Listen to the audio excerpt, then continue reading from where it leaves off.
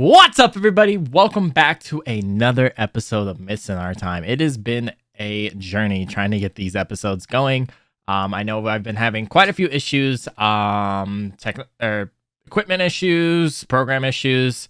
So what you're gonna see here, if you've watched the last episode, there's gonna be basically a whole session gap, right? So not the session that we had just done this Sunday, but the previous session. Unfortunately, the audio cut out. I had the same issue before, and I thought I fixed it where my audio was picking up, but everyone else in Discord was not. So you couldn't hear them for the whole three and a half hour session. So I decided to scratch that. But Morgan, Cryowind, our DM, did an excellent job in this session that you're about to watch, explaining what happened. So again, if you're pretty familiar with the first couple episodes, there's quite a few technical difficulties. And that carries on in this episode. We have quite a few issues within Discord where people's cameras would freeze. If you notice, there's sections where it seems like all of a sudden it jumped a little bit. It's because it kind of did, because my program I was using, I'm learning, can only manage up to like an hour of recording, which is really weird. So I don't know if that's a bug or what. So there's a few times I had to quickly stop the recording and then start it back up. I was having a bunch of issues at one point after about the hour 10 mark, where my entire this PC here froze. So I didn't know if it was recording. Unfortunately, or luckily it was. But you'll see the jump there. It will start out with the audio sounding really weird with Morgan talking. That was quickly fixed. But other than that, everything else went pretty well. We're gonna dive deeper into this secondary quest that Dondre decided the group was gonna go on. I don't want to spoil too much because Morgan, I want you guys to see how Morgan explains it, because he explains it very well. It's gonna be interesting for sure. I hope you guys enjoy it. Like always, let me know what you guys think of it in the comments below. Like, subscribe. Let me know what you guys want to see. I'm enjoying this, my very first D&D campaign. It's super fun. I'm enjoying it. I'm learning the pros and cons of kind of each class and everything. So if you have any tips, let me know. Let me know what your guys' builds are. Well, that's weird to put it. Let me know what you guys' characters are. How do you build them? Especially sorcerers. That's what Dondre is. He's running it. So let me know what you guys think. And I hope you guys enjoy it. And like always, remember, keep your head up, keep smiling, and I'll see you all in the next one. See you guys. Great. Last time that we left off, you guys continued to explore these crystal mines that were infested with different types of demons and had apparently been killing all the workers and the adventurers who had been sent here previously. And there's some sort of golem manufacturing happening here, flesh golems and crystal golems and golden golems that have been impeding your path along with the demons along the way. You traveled around, search the premises of the forge area after you had destroyed it, and took a long rest inside of the illusory room that Tink showed you, and with a close encounter with a stumbling zombie, or a stumbling flesh golem who happened to find your room on accident, but was too dumb to realize that they did, and they wandered off. You found a crystal grove that had been kind of untouched, and realized that it was a grove of diamonds, but it was extremely difficult to harvest them, which is probably why they haven't been harvested so far.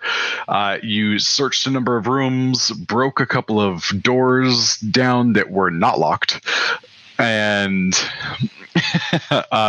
with a couple of really good nat 20 rolls on investigation, you guys have found several mysteriously shaped crystals of different varieties that all have this like tapered, elongated diamond shape. I believe you have one for citrine. You have one that is made out of diamond, and you have one that is made out of, what's the other one I gave you? Topaz?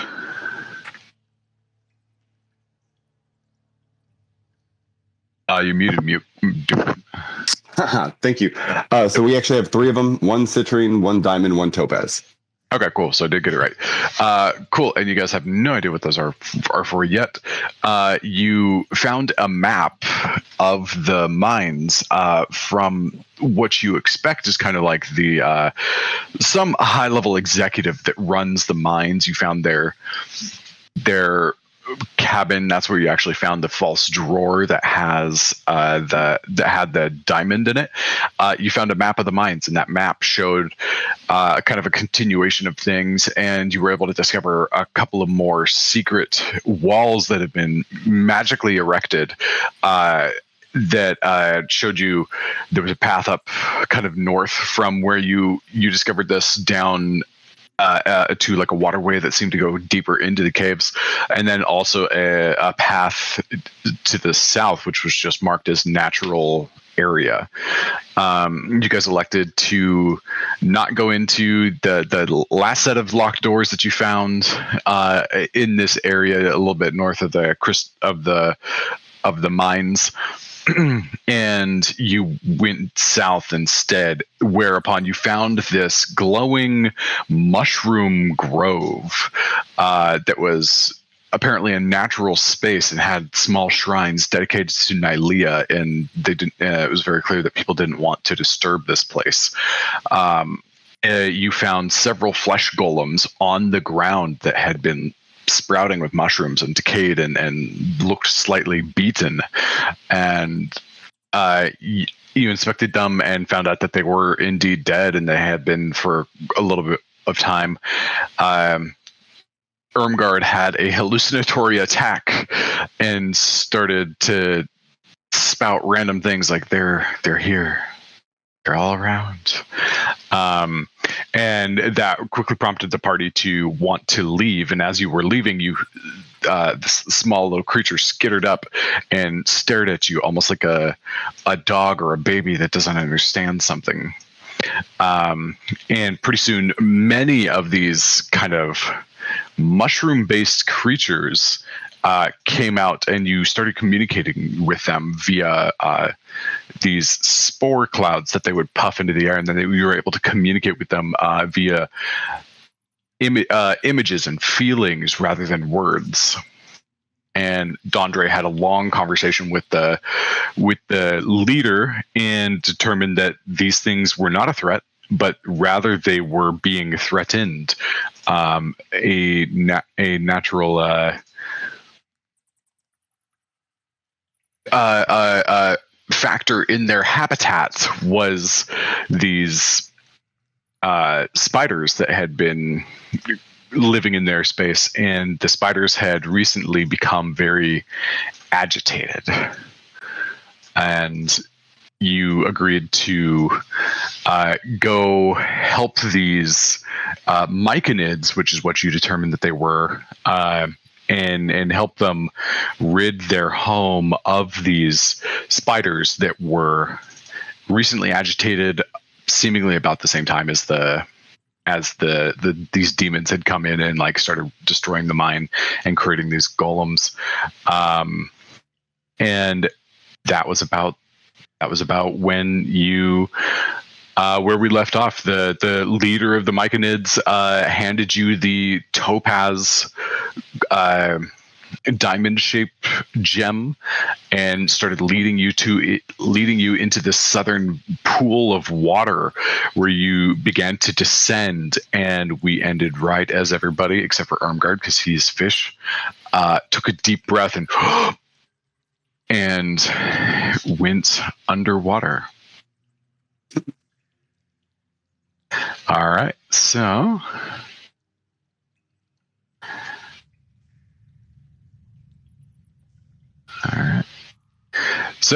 you guys take a few steps, and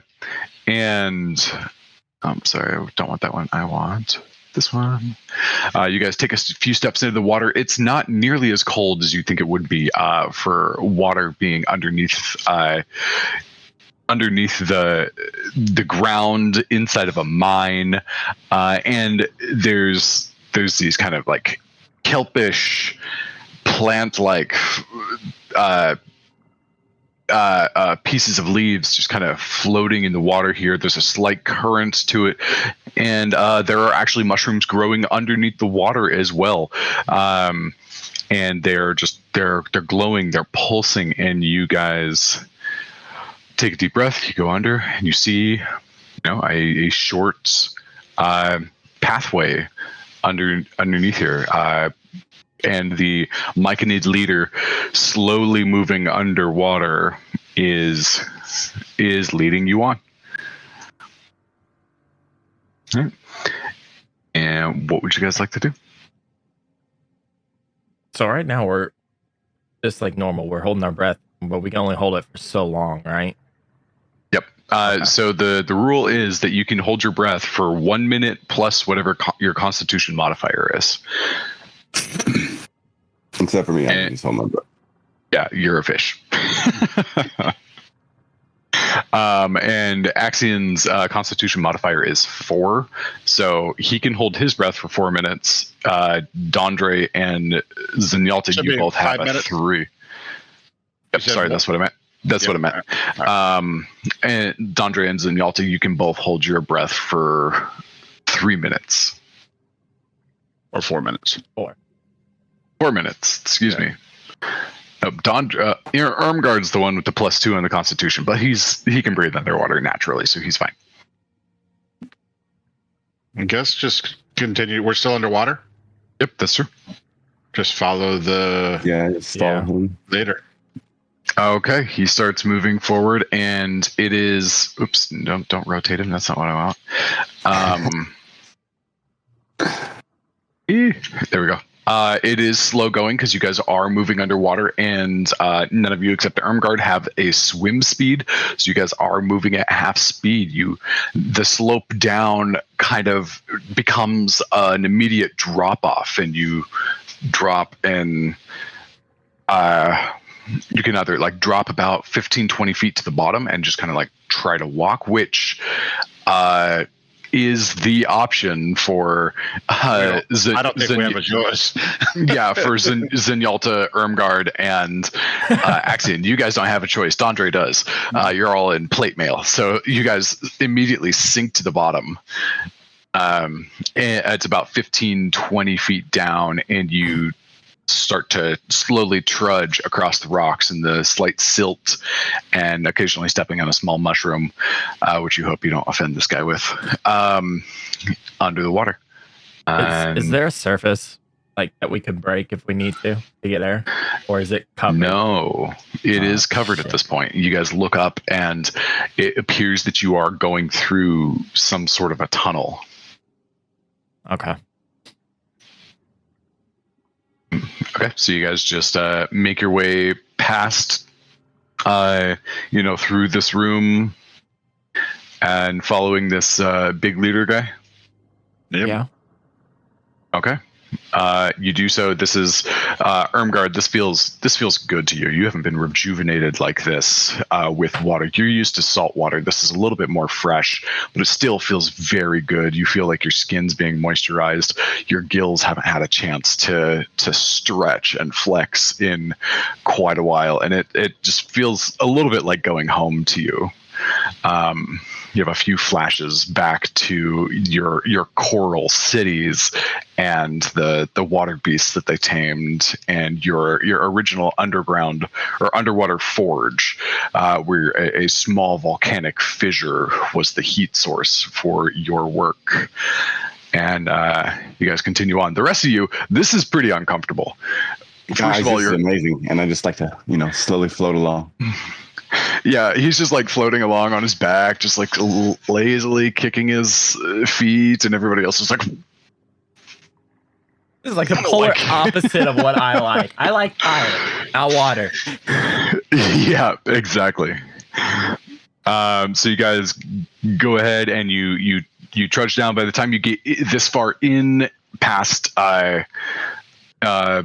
and then like you sink down, you get about halfway across the room. It's been about 30 seconds or so. You guys are still doing pretty much fine on air and whatnot. Keep going. Are we still under the effect of the leader of the gas he hit us with? Actually, that's a good point. As you hit the water, your emotional and like, almost telepathic connection with the leader immediately ceases. Okay. So you can see him, and he's kind of like gesturing with his large, like, kind of hooked claw hands, and he gets over to this wall, puts his leg up on a mushroom, and like puts his arm up, and he slowly begins to climb the 10, 15, 20 foot ascent to get out of this space. And you guys are right behind. Oh, I need to pull up thing. Wait, where do I have things? There we go. And are you guys looking for anything, or are you just like straight up just like following him? No. While I'm down here, I'd like to look around. Okay. Go ahead and roll a perception check for me.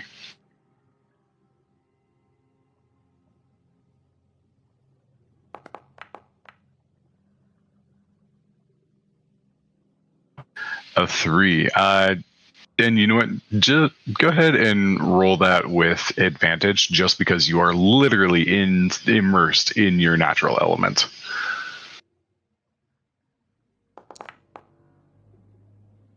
An 8. Okay, cool. What does that become total? Yeah, 11. 6. Oh, 11. Cool. Sorry, I was on the wrong. Keep forgetting that I need to open these things on the side so they float. Okay, cool. So in 11, as you're going along, and everybody else is just focused on like holding their breath, you guys know you can go a little bit longer, but you start to have, it's starting to ache a little bit inside of your chest, especially those with heavy armor. It's the armor is pushing down, and your lungs are a little bit like overfilled because you're like underwater, and the kind of air versus water pressure is like pressing against each other. But Dondre, you're looking around, you're like, okay, they'll catch up, and or Ermgard, excuse me. You're flitting around. You kind of like lazily turn around, and there's a little bit of a glint inside of like some soft silt that you see at the right at about the base of where the large mushroom is starting to climb. Is there any like little mushrooms around it or anything? No, it seems to be.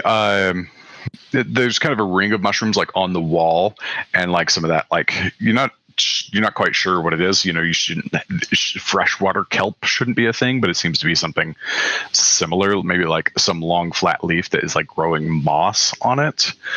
And that's about all that's around it. So there's as far as mushrooms are concerned, there's a space of maybe like 10, 15 feet around, like almost like an arc as you guys reach the end of this room. All right, so I'd like to go towards the glint and see what it is. Okay, cool. You swim down, and you start to uncover it, and you brush and brush and brush and brush, and the glint that you caught was kind of a brass colored, slightly corroded a lock, and it is attached to a chest. Let's see here. Is that the chest we see right in front of us? Yes, it is. And I have not yet had time to like work on my Photoshop skills enough to like make this sort of thing like invisible on the map yet.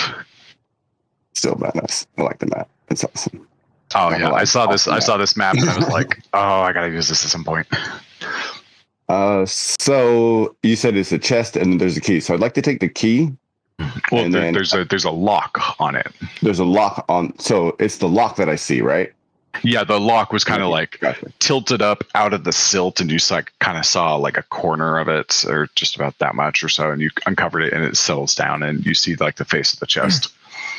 So would this chest be big enough for me to bring up to the surface where the mushroom guy went? You go ahead and roll a strength check for me.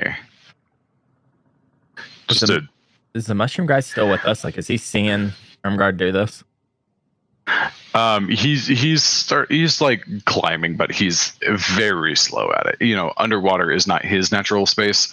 Okay, so you try to like pick this chest up, and because of the way that it's still kind of like wedged inside of a lot of the silt, it just doesn't have any give to it. It doesn't move, and also it's about, do I see him? 4 or so feet wide, and so it's a little bit difficult to get purchase on this thing. It's like sometimes you carry something heavy, but sometimes you just carry something big, and it's just like it's difficult just because you can't get your arms around it, right? Yeah. Right. Do I see him trying to lift this thing? I'm sure I'm farther behind. Sure. If you guys, unless you guys tell me something different, I have you in your marching orders, and Ermgard has so far just been like sticking with the group at your pace, and he's just taking his sweet time. I mean, if we're close enough. So by the marching order that I have right here, which is your usual marching order, you're actually ahead of him, starting to like climb the wall. But Axion would see him, right? Axion would see him. Did he help try to get it up? Yeah. Go ahead and roll a strength check for me with Axion. And Zenyatta, on your passive perception, it is pretty low. It's only an 11. So you would have to. Man, what is with the 3s tonight? Yep. So you guys both just try to like get it, and you kind of get it like dislodged, and like you don't get it it's not liftable, but you do kind of manage to like shake it out of the silt, and it's kind of like still sitting on a corner leaning back, but it's like you have most of like the chest's face like out of the silt. You're able to like scoop it away enough. It's got this corroded looking block, right? Yep, that's true. And by the time you get to the other side of the other half of the room and you start this ascent, start messing with the chest, it's been about a minute. So what's keeping it just... Whoa. It's heavy and bulky. It's heavy and bulky. It's heavy, bulky, probably waterlogged. Okay. Right. So nothing's holding it down. No. Okay. Never mind then. Right. You know, I'd like to try to break the lock, I guess. And is anybody and just roleplay moment here, guys? Is anybody communicating to Zenyatta who's like climbing the wall and doesn't see any of this yet? Yes. So I'm telling him that that I found this chest. But they can also break the surface if they'd like to get some air, and that. You guys don't know where the surface is yet. Okay, I got you. Mm-hmm. So I let him know that there's a chest underneath him. Okay, I come back and say, "Oh." I don't say "oh," but like, I feel like Dandre at this point is literally just like hand motioning, trying not to talk, but like trying to be the medium between the two, and it's not doing anything. Roll a performance check. Oh god! I got a +4 to that. Yeah, you're a sorcerer. You should be fine with that. Oh shit! Hey, that's one of the highest rolls of the night. Man. So you guys, with Andre like trying to interpret and like get everybody to do the same thing, you guys do get the sense of like what's going on. So there is a chest, and as you communicate up to Zenyatta, the Myconid like kind of looks down and like he notices you guys, and he kind of looks at the chest and he's like, I've never seen it. It's kind of like the gesture that he gives off. Do I see him? I rolled a 17. What are you doing? Lifting the chest. Okay. So you start to lift on the chest, and you're able to like pull it the rest of the way out of the silt, and it kind of lands back on the ground. And like you, again with the kind of awkwardness, you try to like do that thing where you like just pinch something. You can't actually grab it, but you just like press your hands against it and like try to kick off. Between the chest and your armor, you don't have quite enough give and strength and familiarity with moving through water to actually be able to like bring this thing to the surface. I move to one side of the chest and I look over at Irmgard. Yeah, can we both try to lift it one side each? Yeah, exactly. Sure. Yeah, one of so Irmgard, go ahead and roll your strength check, and Zenyatta, your 17 stays. Okay. Morgan, the mushroom guy, he sees us doing all this, right? He saw. Okay. We'll wait and see what happens here. Yeah, he seems awesome. He looked at it and was like, "I've never seen it before." Just like shrugged. At least we're not pissing him off. He doesn't seem interested in it, but he's kind of like stopped for you guys. Right. Yeah. Again, with the not quite enough heavy armor, the heavy chest, awkward sizing. This thing, you guys like kind of get under it and like kind of kick off and like try to like go, but it's like worse than a lifeguard like trying to save somebody in the water, because it's just like straight up dragging you back down to the bottom. I don't know how well this is gonna work. Can I look up the mushroom guy and somehow motion like at him and then at the chest to motion that if he could help us? I'm going to tie a rope around the chest. Okay. And have it so. To me, and I'll tie it around it. Or no, you can do it. Yeah, I was going to time in the water. I was thinking about something else. Yeah, I'm going to tie it around it so that there's 2 loops on either side, one for me and one for Irmgard. Okay, gotcha. Okay, so go ahead and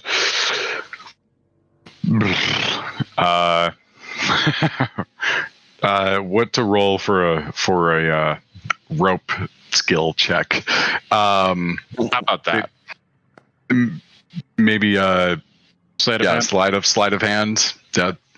Okay, yeah, with a 13, you're familiar enough that you're able to like get it around and kind of create like a harness. It takes you about, by the time you guys have like messed around with like lifting this chest up and whatnot and like trying to and like creating this harness for it, about another minute has gone by.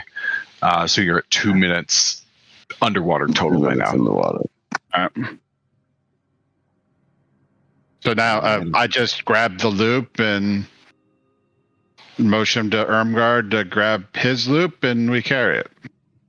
Okay, so you guys, I'll take some liberties here, and you guys like sling like one side of it like over your shoulder and like down to one hip, so your hands are free, and you kind of lift and like pull, and it does like kind of lean back and like kind of drag through the silt a little bit, and you guys are now like both of you are like at the wall, and the leader and Dondre kind of like motions to him, and you guys begin to climb up. So go ahead and both of you make strength checks for me. Or let's do athletics, because at this point it's a little bit of swimming, a little bit of like rock climbing, so it's not just pure strength. Come on, you're killing one. You're killing. I'm done with these guys. I'm with these mountain guys. This is killing me. Good. Great. Yep. So I feel like I'm doing all the work here. Can we not just? So you guys, Irmgard or Zenyatta starts going up. Irmgard like starts to like swim, and it's this awkward thing where Zenyatta's climbing, but Irmgard's trying to swim, and it doesn't quite work right. And you guys kind of settle back down on the ground, and like Axion comes over and like taps Irmgard on the shoulder, like let me try. So he slips the harness on instead. So go ahead and give me an athletics check from Axion, please. That was acrobatics, so give me athletics. Oh, that's. I mean, if he wants to do some backflips in the water, that's fine. Athletics is even better. He's got a +7. It's still not a good roll, though. He rolled an 11 before. That's 18. Nope. It doesn't count. I tried. Yeah. Okay. So with the 22 and the 11, you guys make it up about 10 out of the 20 feet. And go ahead and give me another roll. This is kind of like a series of checks because you're kind of doing it over a period of time. Athletics again? Yep. Hey, that's better. Okay, and this time you guys do get it up to about an extra the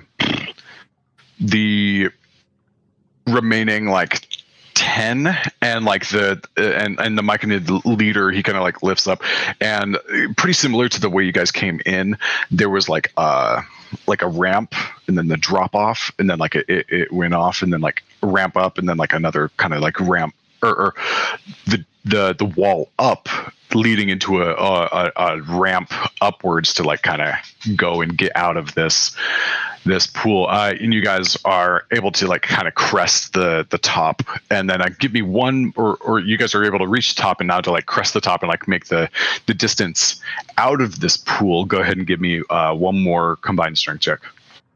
Oh, strength or acrobatic or athletics. Oh. Excuse me.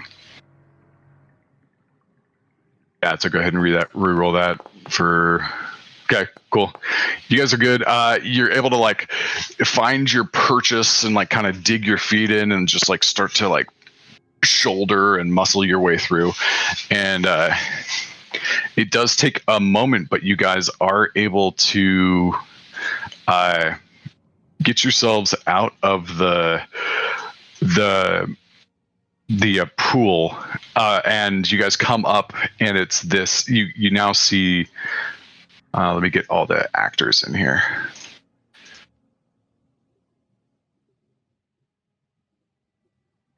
You guys see nothing right now, don't you? At all. Yeah, nothing. Nothing. Black. It says, you're not here, so you can't see shit. Right. I thought it was just because I'm a human. I already can't see shit, so... No, but it's just because I didn't have the characters out. Okay, so you guys come out, and you guys come up and pull this thing out, and you come out of this, and like there's this soft warm glow, like kind of like as you're like getting up towards the surface, and you crest, and everybody else except for Irmgard is just like starts coughing and like wheezing and like gasping for air. You had a couple of minutes left, but still or about 1 minute left for the two of you.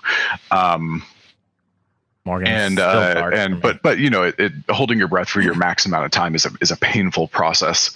You guys come up, and there's these little like islands that have green and pink grass, and it's this kind of tall chamber with like a with a cave roof that's got like stalactites just dripping down pretty frequently, and lots of moisture in here. There's water just running down the walls, gathering in these large upturned cup-like mushrooms, and it's just pouring into this pool. And there's a lot of movement. This place is majestic and beautiful. And there are other pools. There's little flittery orange and yellow things gliding through the air. And there are mushrooms and plant life that y'all have never seen. There's a couple of like large blue, almost crystalline they're shaped like mushrooms, but they look like crystals in texture. This is a beautiful space. Morgan, I can't see anything. It's just black for me. What? I see my token, and that that's looks it. badass. Yeah, it's very. I know he's explaining it. I'm just like, oh my god. Irmgard's in awe. It just reminds him of home so much. Is there like in the water? Is there any fish swimming around? There we go. Okay. In the water that we were in. Yeah, let me make sure I've got your vision right. Yeah, I do. Okay, cool. I just had the map configured incorrectly. There's small fish. You're not sure where they came from or things. You know, they're little things, like almost like tiny little minnows and stuff. Since I can communicate with fish, I'm gonna just tell them hello as I'm still in the water right here. I haven't got out yet. Yeah, you're I just like I just tell them hello, swimming around in the little circle. I'm gonna use the crowbar to break the lock. And the little fish, they like kind of turn towards you, like, kind of like interested in doing that kind of curious thing where they like come in a little close and like come in and like dart and like kind of nibble at your armor and like swim away and come back, and like a few of them are like kind of flitting around you. Mm-hmm. Okay, so you get up and you reach into your sack, and your sack is drenched. Like everything inside of it is just utterly soaked. You're able to find your crowbar though. Doesn't really care about the water.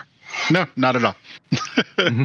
All right, but you do gather that you'll probably need to get new rations, and any sort of things that rely on being dry are ruined at the moment, or at least need to be dried out again. Yeah, I figure once we get to a dry spot, maybe over here, we could lay stuff out. He said it's pretty wet in here, pretty moist. Yeah, this is a very moist area at the moment. Like even on this grass, is like you stand up, it's not like all wet. Yeah, like as you like step onto this grass, like the ground kind of like sinks into like a little squelchy, like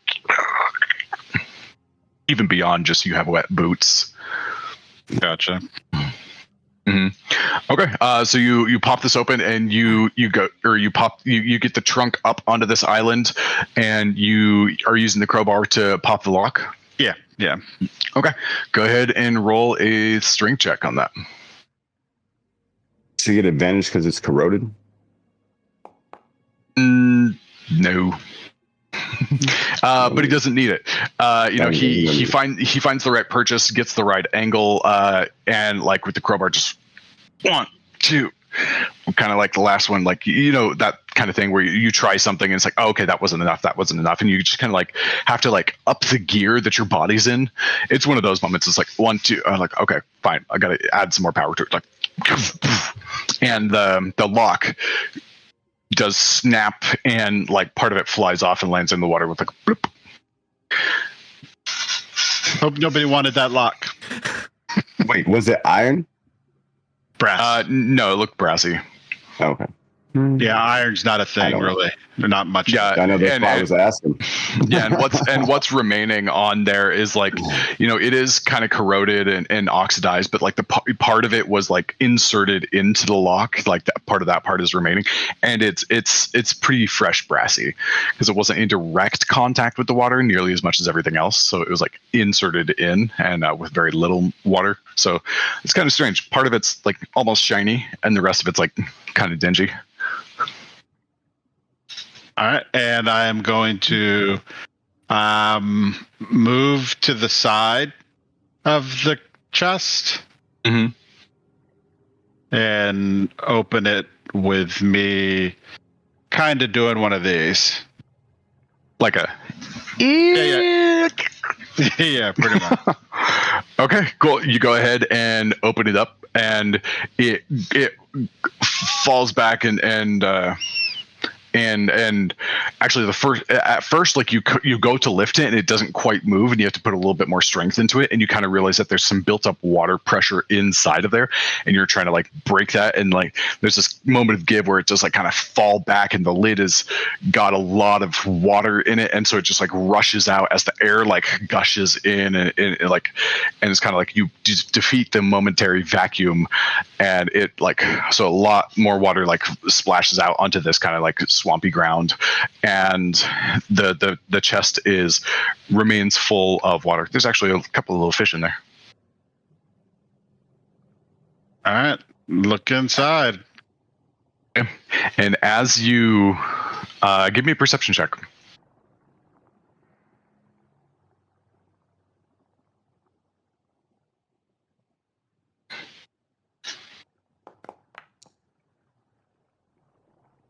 Uh, 15. Okay, cool. Inside, you see this kind of like heavy plated armor that's got like barnacles and just pieces of like water and plant life and even like actually like a couple of mushrooms that look similar to the area that you were just previously, where you're underground or you were underwater in that passage. A couple of those underwater mushrooms, and also you see a collapsed trident. And the trident, again, the same sort of thing, has barnacles on it, has plant life, and they look kind of ornate and beautiful, and they almost seem to, when you look through water, it's like you kind of have to like take it at a glance because of the refraction of light and stuff. Mm-hmm. These things almost play almost in a very eerie way. They don't seem to move. Like, it's like the refraction of light through water doesn't really affect these things. I call over to Irmgard.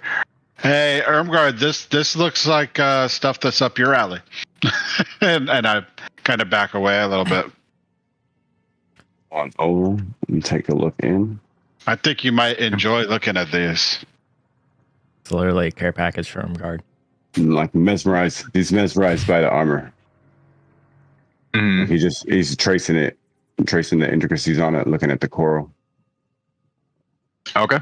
As soon as you like reach your hand in there and touch it and like start to glide your fingers over, the remaining water in the chest starts to quiver, and the water and the water that rushed out of the chest begins to gather back up and like and climb the sides of the chest, and you pull your hand out, and there's a kind of a bulb of water that begins to reform into the chest shape, and then it starts to condense and swirl, and it almost like reaches down in and like grabs the water or the armor and like picks it up and like grabs the trident and picks it up, and it just continues to swirl, and there's like a mist that starts to kind of spray around, and all of a sudden this thing like rises out of the chest itself.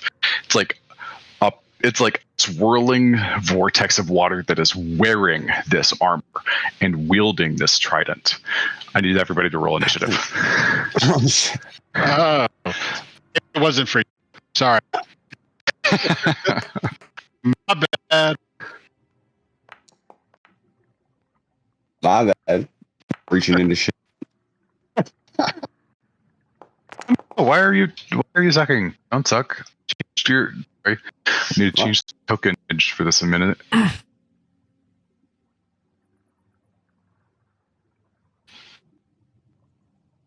Natural 20, nice roll. Yeah.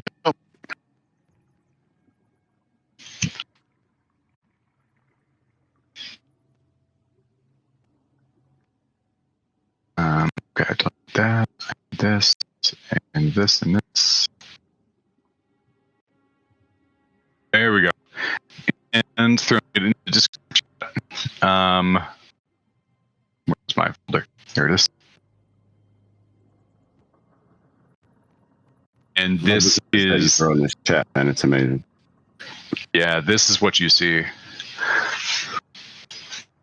You're pretty badass, but you're gonna have to do it. Yep.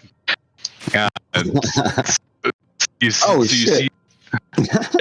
So you see that, and it comes out, and like as it's finishing, like throws its arm out, and the chest just kind of like explodes, and detritus from the chest just like plops all around in the chamber. It's a very loud sound, and in addition, you don't hear any sound from this thing other than the water going. It's like kind of like the bubbling, like sloshing sound of the water. But you do hear kind of a high pitch, like as well. It's about to go down. Yes, it is. And of course, you guys didn't do what I thought you were going to do. So this shit's all getting even crazier. What did you think we were going to do? I know, right? I don't know. Well, I do know, but I'm not going to tell you. So out of the water, you also see like the water swirling up in a very similar way as to the part that gathered up inside of this armor, and but it's obviously not wearing the armor, and you see this kind of snake-like creature as a second entity like come up out of the water and just kind of like swirl around. So you also see these. One's a swirling vortex that seems a little bit more out of control. The other one seems a little bit more solid, has these like long tentacles that come off of its lower jaw that are kind of flitting in the air, and there's kind of like a rigid back to this water. It's strange to see water that's not ice in this kind of like solid, a little bit more tangible form, and they all come out of the water. So let's grab everybody and start an initiative order. Okay, and would you guys roll? 4 for Dondre. Oh, sorry, that's not how I want to do it. I'm rolling so great for Dondre, at least. We're gonna need you to step that up a little. Yeah. Yeah, I got some of the worst rolls ever. It's ridiculous this morning. Yeah, I'm not expecting to TPK you guys, but if you keep rolling like this, I don't mind. I just want to point out, I rolled a natural 20, just wasn't on my character. Yeah, that is true. It's on a character I've never played. Ermgard, you got 9. Okay, 9. Okay, cool. And then, yeah, exactly. And then 20 for me and 21 for Axion. Okay. Alrighty then. So first up is Axion, followed by Zenyatta, followed by Bad Things.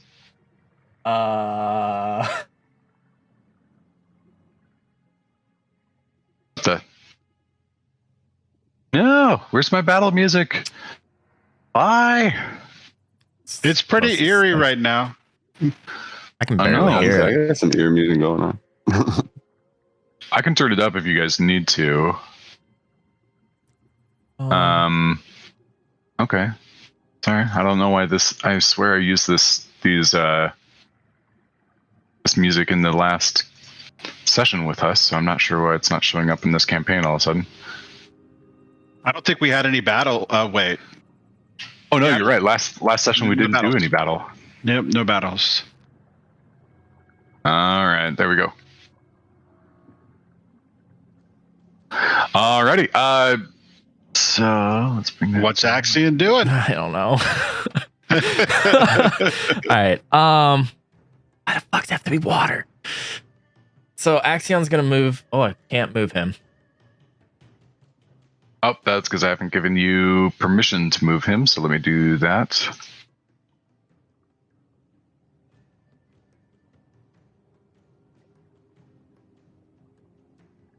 Okay. Is it shift? We were able to move him and not go in that a hex. For battle, we are definitely doing hexes. Okay. So then he's gonna move here. Can he reach? If he moves there, he will provoke an attack of opportunity. Oh. Also, can you guys see the health bars for these bad guys? No. No. Yeah, perfect. Oh. I think I can just see my health bar. That's it. Let's. All right, let's just do this. He's gonna pull out the Javelin of Lightning. All right. And throw it at the guy right in front of Zinnia, right here. Okay, gotcha. Just so you know, you can do that and hit that guy with the Javelin of Lightning. It goes in 100 lines straight foot, and it'll hit every creature in that line, even if they're an ally. However, if you basically move him over here, you can hit these two big guys without damaging anybody. He would rather do that. Okay, cool. And the attack against this guy here on the right, the swirling vortex, that's going to be a disadvantage because it's a ranged attack at melee, so you can't. So you'll have better chances if you do back up and take the attack of opportunity. So your choice. And don't forget, you've got that.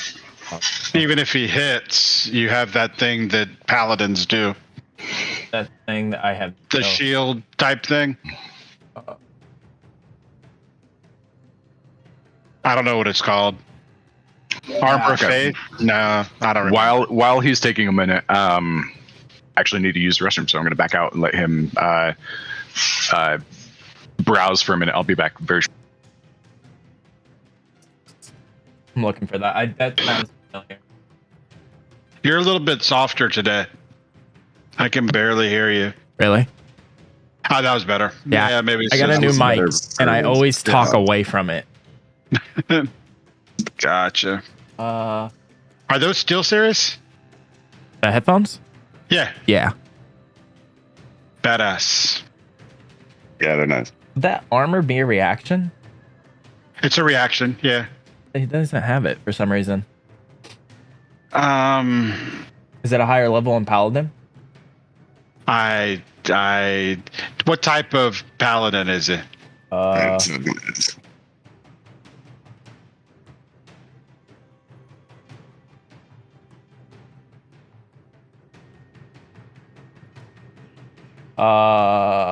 did it go? Oath of the Ancients? Say that again? Oath of the Ancients. Okay.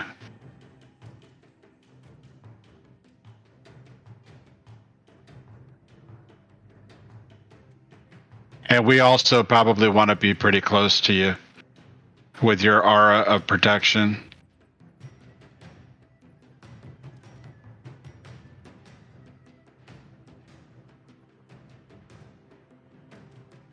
And the aura of warding. Can they both give at the same time, or can it only be one? Probably only one. Yeah. Okay.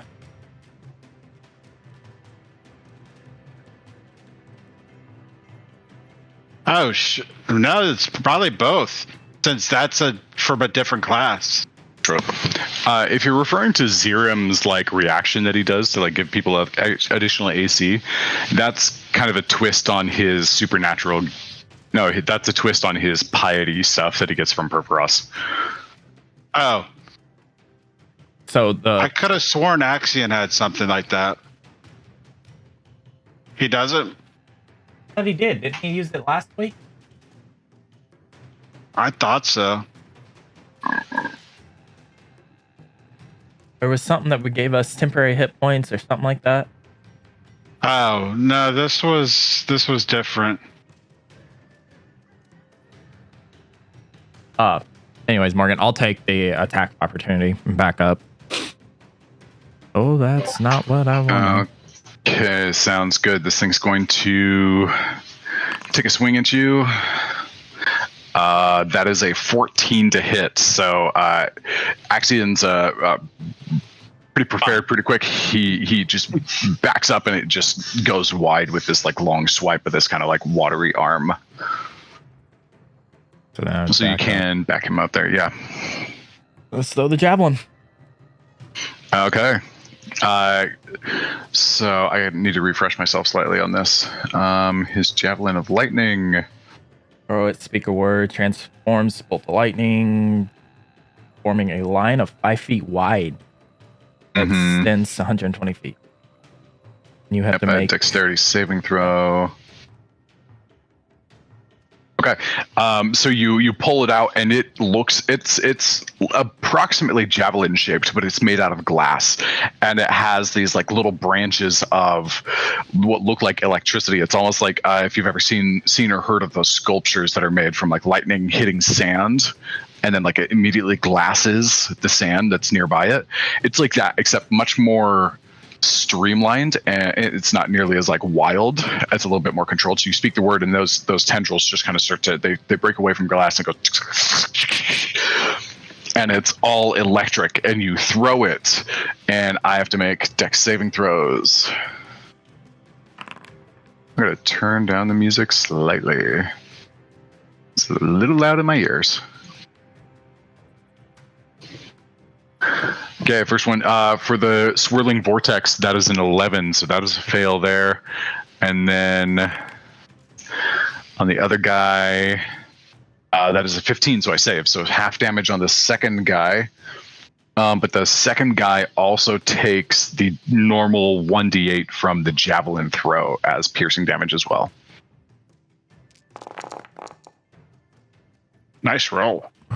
Right. Of course, not my character. Okay, so 20, so 26 damage on the first guy, and like it goes through and it hits him, and it tears through kind of near his arm, and it reforms. So there's like some electricity kind of like crackling throughout his body.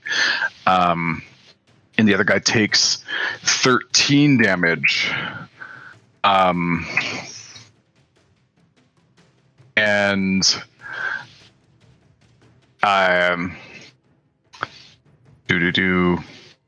okay, 1d6 plus 4. Okay, and then that's an extra 10 damage from the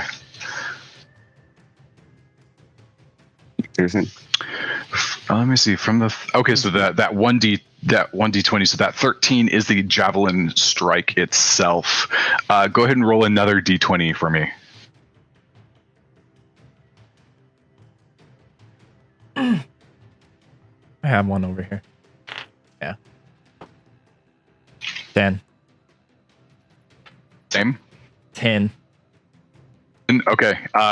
So as it comes out, the lightning kind of like reaches out before the javelin hits and like strikes the thing, and it immediately like drops into the water, and the javelin portion itself sails forward and like sticks into like a part of the wall that's beyond it. So it does not take any damage from the javelin portion, but it does take the 13 points of lightning damage.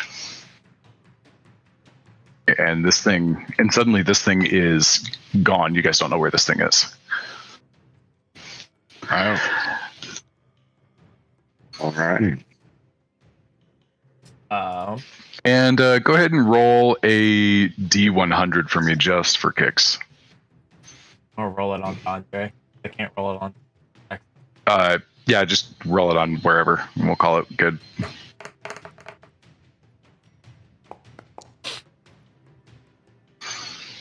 Okay, gotcha. So the spear winds up, or the javelin winds up right about there. Okay. Next up is I forgot to begin combat. So Zenyatta, your turn now. Okay. I'm going to grab my jar containing my dust of dryness. Ooh, okay. And I'm going to toss one of my 9 pinches. Yeah. Sheesh, I forgot you guys got that from the Mad Alchemist. Yep. So DC 13. That might make all of this way easier for you. Well, it's only DC 13 con check. Okay, so which one are you throwing it at? The dude right in front of me. Okay, so the armored guy? Yeah. All right. DC 13 con check. Yep. All right. That is an 18. All right. So damn. Good gorge. That's not a very good roll. Actually, that's not horrible, I guess. Right. And I assume that's half damage because he made the con save. Yep. Okay, so minus 16 damage there, or 16 damage to this thing. You throw the dust out, and like a lot of the dust like goes onto the armor. It doesn't seem to have any effect, but there is a portion that gets into the water itself, and the water immediately like almost reverse vaporizes. It hits it, and it's almost like all the water's sucked out, and all that's left is like a little bit of particle and grit, and maybe some silt, and it just like falls to the floor. All right, and then second attack with the Great Blade. Or not? The Dust of Dryness would be considered using your action to interact with an object, so it's not technically an attack, so you don't get your second attack for the turn. Oh. Alright, one sec. And funny enough, when you reach into your pouch for the Dust of Dryness, it's completely dry. It has not been affected whatsoever by the underwater swim that you just took. Well, I figure it was in a jar. Yeah, but like even the jar's not like slippery. It's not like, oh crap, I need like a towel to like grip this thing. Like the jar is also perfectly dry. Nice. Okay, so I can't toss another pinch either? No, because it takes a while for you to like get into your bag, open it up, pinch it, and like and throw it. You do have option for any bonus action and movements if you want. Let me see.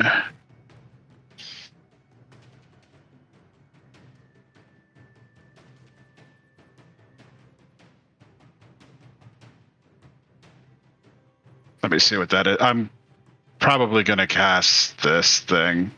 I just got to figure out what it's called.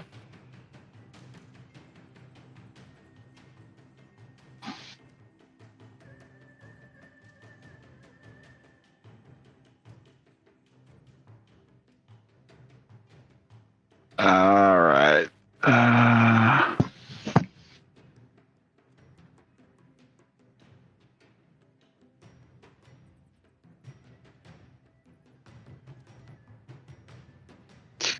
Look, 30 feet away anymore.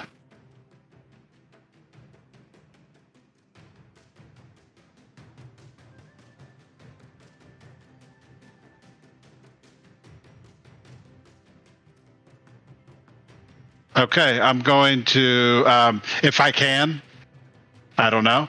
It's a piety one called Crusader's Mantle. Crusader's Mantle. Okay, give me a sec. Let me look that up. It's 30-foot radius, and that's centered on me. And everybody that attacks with a weapon attack deals an extra 1d4 radiant damage. Okay, Crusaders. Is that listed as an action or for the spell or what? Yep. So that is an action time, and you have already used your action for the turn. But is it really casting a spell? It says yes. with this trait. Yeah, it is a trait. It's like instead of the trait portion is basically like because you're getting this from your relationship with your god. It's like not consuming a spell slot. It's not like part of your spells known in spell slot. It's like you have a separate set of resources for this thing, but it still counts as casting a spell. It still counts as a full action. Yeah.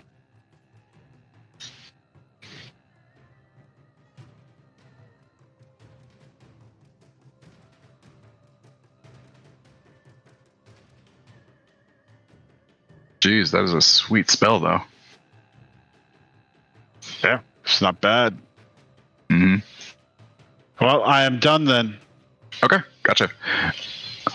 All right, next up is going to be this armored guy, and he did not like that. He did not like that dust of dryness very much, so he's going to make 3 trident attacks at Zunmjalta. Wow, the first one is a 10 to hit.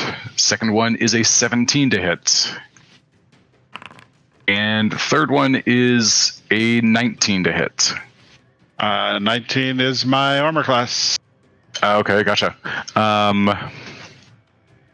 All right, so you're going to take 8 points of piercing damage and 10 points of cold damage as it rears back and it like swings at you, kind of pulls back and does like a jab. As it comes forward, there's a little bit of frost that forms on the tip of the trident, and as it stabs you, you feel that cold just kind of penetrate into your body a little bit. And also your speed is reduced by 10 feet. I'm going to try to block that.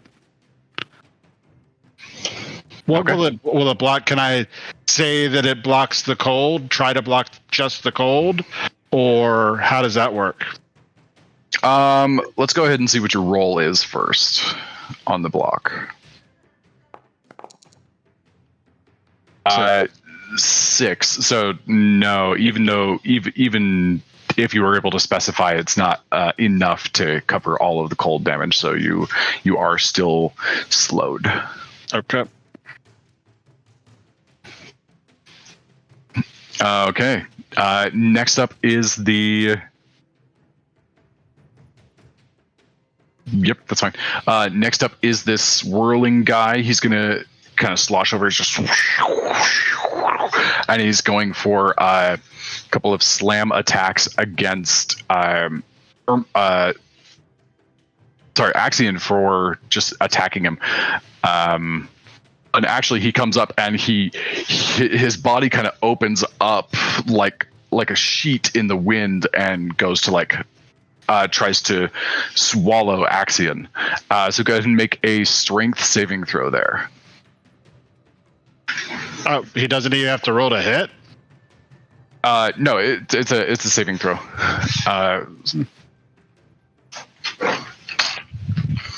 21. Okay, with strength save. Whoo, 21. All right. Nice roll.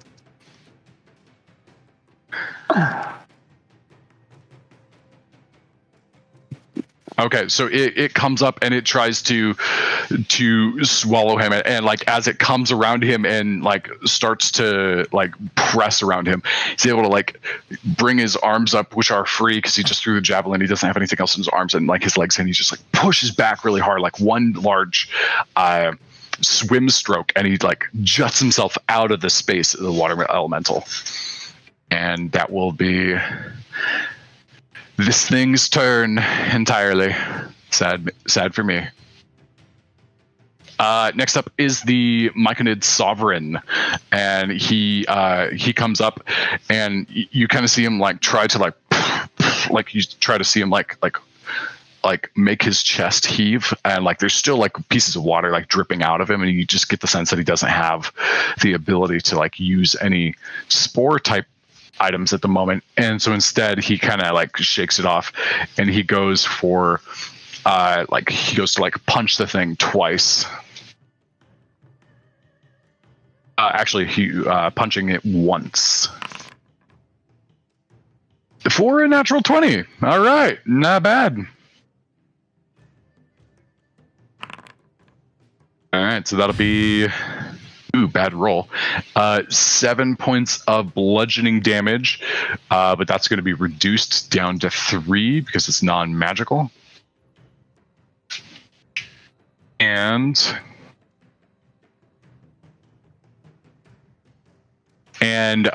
there is a little bit of like poison that like drips off the hands as it comes away, and it doesn't seem like that particular type of damage means anything to this thing. Okay, so next up is Irmgard. Alrighty, let's see. So the one in front of me, I'm gonna cast Guiding Bolt at 3rd level. Okay, go for it. It's got to land one of these days. Man, I think you hit last time. I hit the last time I played, yeah. Okay. We'll see. But that was after we said it's got to hit one of these times. So we're just going to keep that going. Okay, for a 16, does not hit its armor class. 40. Yeah, that would have been a good roll too. Yeah, you go in and like it hits this plate armor and it just kind of like blasts off. You gather this plate armor is actually quite tough. Right, and then so for my bonus action, let's see, 1 second.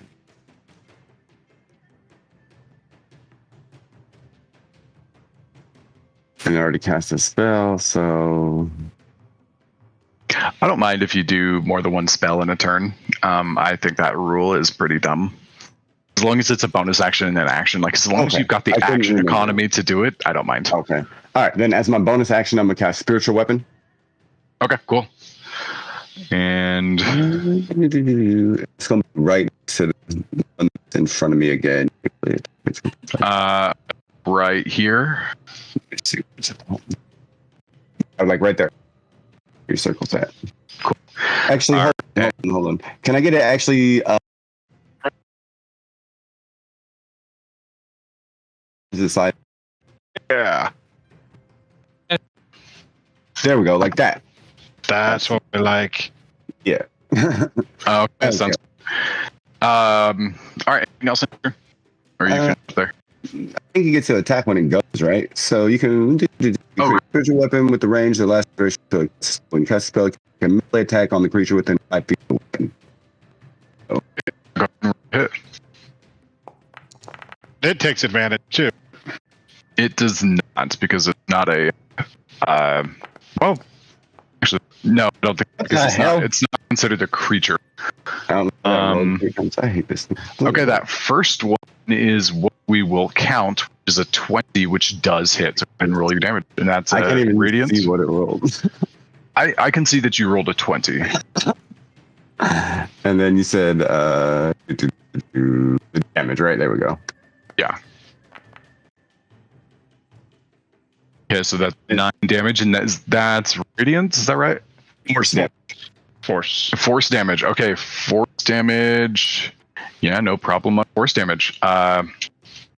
Okay, why is my keyboard is not listening? There we go. Nuts. There we go. Okay. So it comes down, and the fiery green and yellow trident like pops up and comes down and like slashes this thing across the back. And now it's trident on trident action, and they're going to battle. Okay. And here's where it gets weird, because you guys didn't do what I thought you were going to do. You start to among the sounds of battle and the exploding chest and the hissing from that kind of snake-like creature that disappeared, you start to hear and you look around and spiders start popping up. Oh, these damn spiders. These things are huge. And you start to see, or excuse me, they're not huge. Well, you start to see big ones, and like kind of like you'll see a rock, and all of a sudden the rock, it looks fuzzy because there's tons of little spiders that have just kind of crawled over it, like. This is feeling like a fireball moment. Fireball, but there's water everywhere. What's water got to do with anything? Fireball is still going to explode.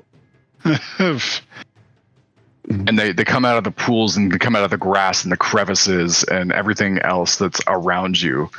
And there is a lot of them, which I was absolutely expecting this to be 2 different fights. Great. Holy shit. Yep. Okay, so wait, where's that guy? Alrighty. Yep. Okay. So I'll just kind of go in clockwise order. These guys, the little spiders, they get 5, 10, 15, 20 feet of movement over here, and they go for a bite attack against the Myconid. For a total of 10. That does not hit.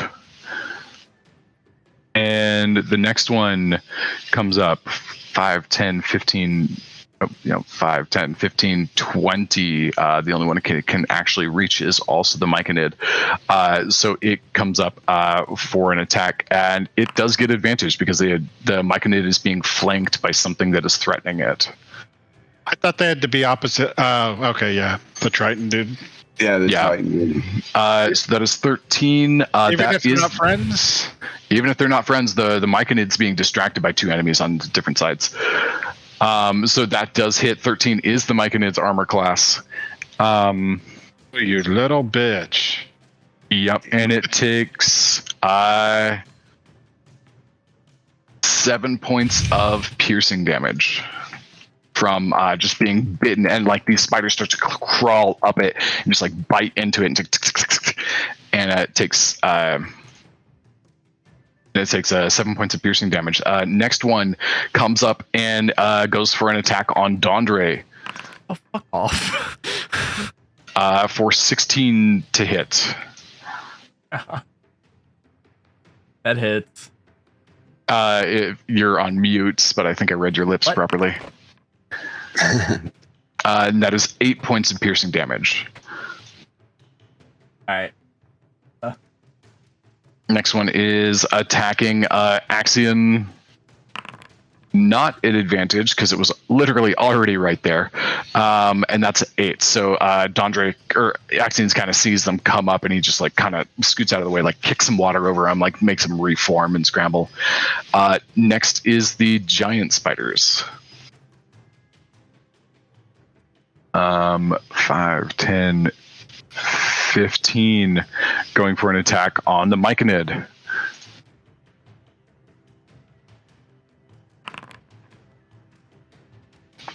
That is a 14 to hit. That will hit for 7 points of piercing damage onto the Myconid. And then it has to make a DC 11 Constitution saving throw.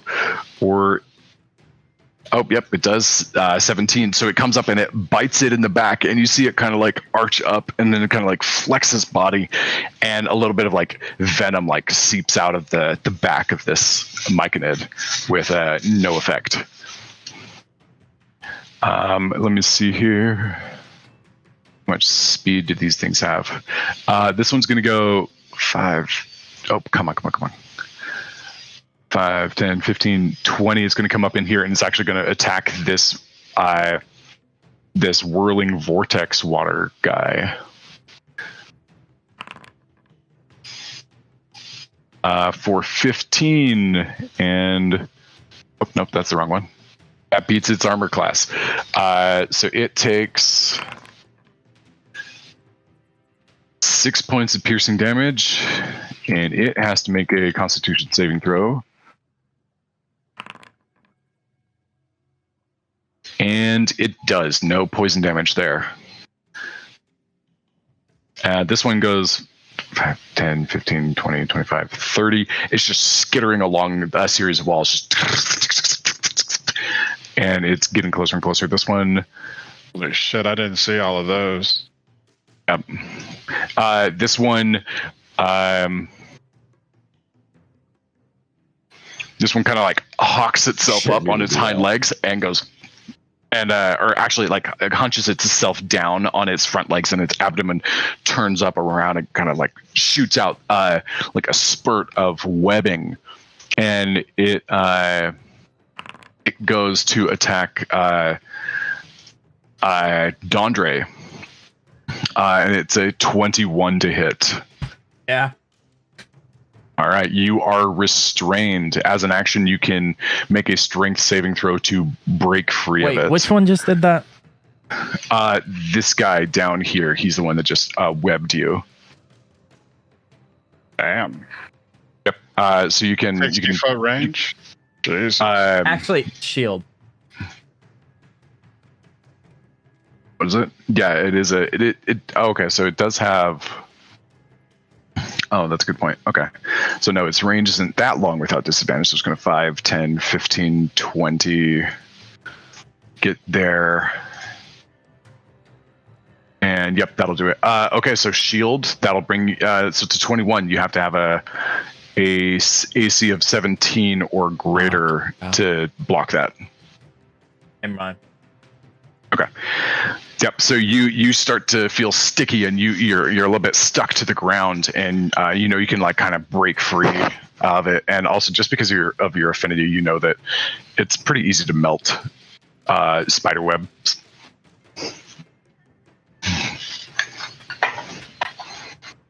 Okay. What am I doing? There we go. Okay, this next one comes up. Oh, I've got the wrong thing selected. And you guys suddenly realize you're kind of like stuck in the middle of like a three-way fight. And this one comes up and attacks on Zenyatta. Just going through the water? Yeah, this water doesn't seem deep enough to really like impede movement. It's only like about a foot deep in most of these areas. Slightly deeper in these ones that look like darker pools. But this area here is only about a foot deep, so it doesn't have a problem. And it's a giant spider, so its long legs seem to be doing just fine. That's an 8 total on that one. It should have advantage. Yes, it should. Thank you. That is a 14. Still not good enough.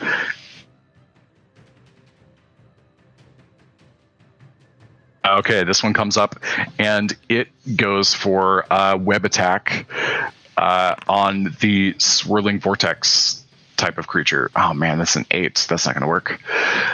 So next up is 5, 10, 15, 20, 25, 30, 35, 40, 45, 50, 55, 60. So this one uses its full movement to get close, or its entire turn just to run, and does the dash action.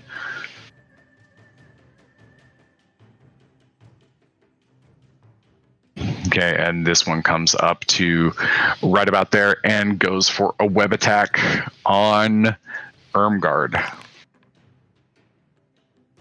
And that is a natural 20 for a 25 total, and Axion is more than 30 feet away, so I get to use a natural 20! Yes! I'm pretty sure that's my first natural 20 against you guys this campaign. I'm excited. Okay, so Dondre, you are restrained, and so is Axion. Okay. Who got attacked by who attacked Axion? This spider back here. No, should be at disadvantage then, right? Is that the right one? No, yeah, he attacked somebody else. It was this guy. No, he already attacked. It was this guy down here. Was it? Okay. Yeah, because he was farther back than this guy, and he did a dash. Ugh. All right, it doesn't hit. Never mind. I don't have it. Axion still cancels my natural 20. Okay. Next up is the kind of snaky creature, and it slithers around it, and you see just like the water moves very slightly as it goes around, and it pops up over here and reaches out and just starts to go after this thing, and it's actually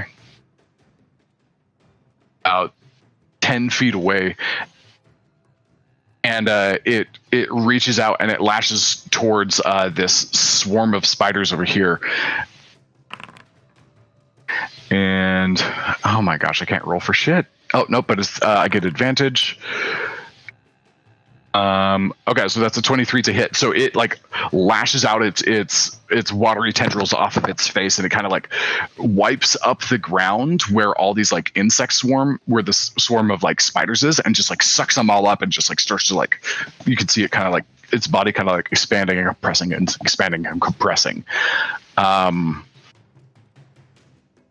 And so these spiders are pulled over here, which does provoke an attack of opportunity from our friend the Myconid. And that is a 13 to hit, which will hit. And all right. One moment.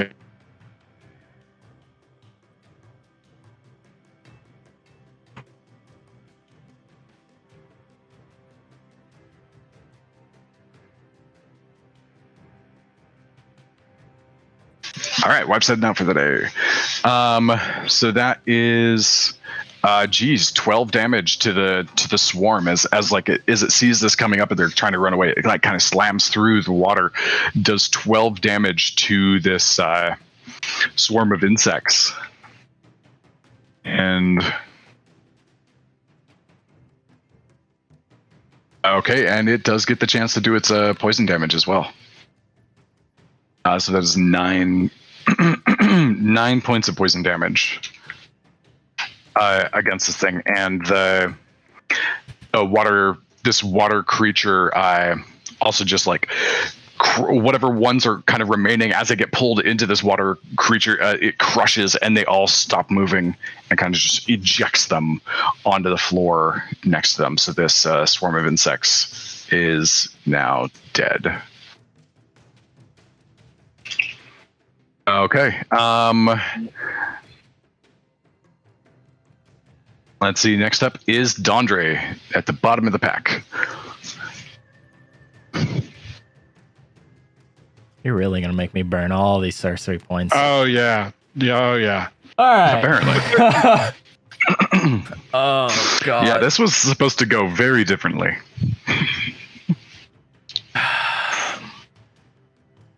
Oh, I just changed my idea.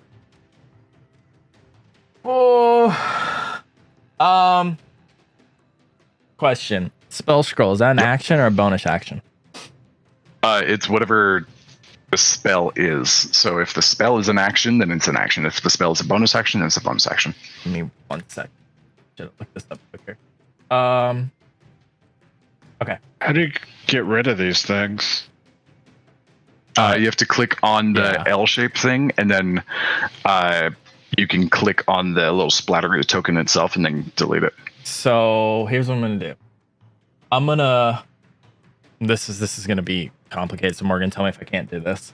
I'm going to use 2 of my sorcery points, so I can use the quicken spell. Mm-hmm. Wait, am I gonna do it? Yeah. And as an action, I'm going to use my spell scroll of Wall of Fire. Okay. I was going to use that on the next time. To nice move. Is there a? Let's see if this works. Cut everything off like that. So everything coming up from the bottom. Does that make sense? Yep. So your options are. So are you just wanting to do it? How far is it? That's a good question. Look it up. I don't actually. Well, Irmgard knows. Yeah. What are you trying to do? 120 feet. 100 feet. 120. 120 feet. Oh, that's the range that you can cast the spell. What's the length of the wall itself? 20. 20 foot high, 1 foot thick. No, we want a wall. So What's the wall? 60 feet long. My bad. Okay, so 60 feet long. That looks. Oops. Let me adjust this. Can I adjust this? Yes, I can. 60 feet long, 20 feet high, 1 foot thick. Whoops. Come on now. Let me select it. No, it's not going to let me select it. Okay, I don't know if I draw something and it doesn't work. I don't think I can adjust it. So I have to redraw it. Okay, so you're looking for something about there? Yes. All right. I'm going to burn the hell out of this entire place if I have to. 16. And it's 10 feet of extra damage, right? 10 feet in front of it is also a damage area? I think so, yeah. Yeah. Rely on Irmgard on that. So move it a little bit farther south. Yeah, so everybody that ends within 10 feet of it still gets burnt by it. Yeah, so right there. So Dondre, you could reach out and touch this thing. But you're on the side that it doesn't burn. Yeah. All right. Cool. Okay. So go ahead and roll your damage because everybody that's immediately in it starts to take damage, right? Yeah. And is it a dex saving throw? Dexterity saving throw. Okay, what am I trying to beat? Is it against my dexterity? It's against your spell save. 15. 15. Okay, Swarm of Spiders here does not make it. Giant Spider does hit 15, so he saves, which means he takes half damage. Second Giant Spider, that is a natural 19, leading to 22. So that so both the Giant Spiders here also save. Okay, so go ahead and roll your damage. The little guys take full damage. 18. Okay. So many of the spiders in that swarm that are immediately behind you, they start to crisp up, and you just hear like if you've ever like held a magnifying glass on a spider for too long, it actually like pops. It sounds slightly of popcorn. And then did you add your extra damage onto that? Your +4 for your affinity? So be put that was just so 22. Yeah. Okay, so 22. That does that spider group in. It just like immediately fries them all, and it's just like, and there's a little bit of ash inside the firewall. The other two are hurt. Okay, so 22. The other two save, but they are looking quite hurt by this. So that was my action, and I used. And then it's anything. And then just clarifying, it's anything that enters the fire for the first time, and it's also anything that ends its turn there, right? And they can take damage turn there or within 10 feet of it. Yeah, the side that's burning. Yep. Mm-hmm. Perfect. Okay. So that's Dondre. That was. So you quickened that spell scroll. Yeah. So it's still a bonus action. Which so if you quickened it, that spell scroll was the action, was a bonus action. So now you have your action. He said, okay. So I'm gonna cast Scorching Rays. Okay. Tell me if I can do this. One of the rays to burn off the web. Absolutely. Which would then leave me, and this is going to be the 3rd level, so I'd have 4 rays. So it would then turn around and just be normal Scorching Rays with 3, and I'm going to unload on this big guy right next to me. Okay, those attacks will be at disadvantage because it is a ranged attack. Yeah, they're at melee. Scratch that. I'm going to shoot it at the other big guy that's over by Axion's Javelin. And can he just kind of, I mean, being that he's a fire dude, reach into the wall a little bit or get really close to the wall and have the web kind of burn off? Oh, yeah. Not without, because there's no heat on the side that you're at, and to subject yourself to enough heat to burn it off, you have to enter into the firewall yourself. Okay. Which you have the ability to like give yourself fire resistance, but you'd still take damage. Okay. Yeah, I'm just gonna stick with hitting that big guy. Then one of my rays, the ones to get the one me straight in front of you. The one over by the javelin. Okay, gotcha. Yeah. So go ahead and roll your 4 attacks. The first one will be at the webbing on you.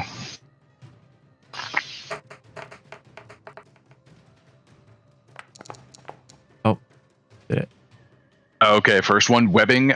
You see where it's at, and you kind of aim carefully. You throw it down, singes away the web, no problem at all, and you don't take any damage because you were quite accurate with it. Next one. Nice. Okay, 26 to hit. That will hit. Go ahead and do it. It had with it. Oh, Okay, and then plus the 4, so that's added, 12 total. No, it added the fire there on that one. Okay, so it added the affinity. So 8. Okay, so you're okay. Cool. So 8 total. Okay, the first one blasts into it. 8 damage. It hisses like 15. 15 also hits for 13 damage. All right.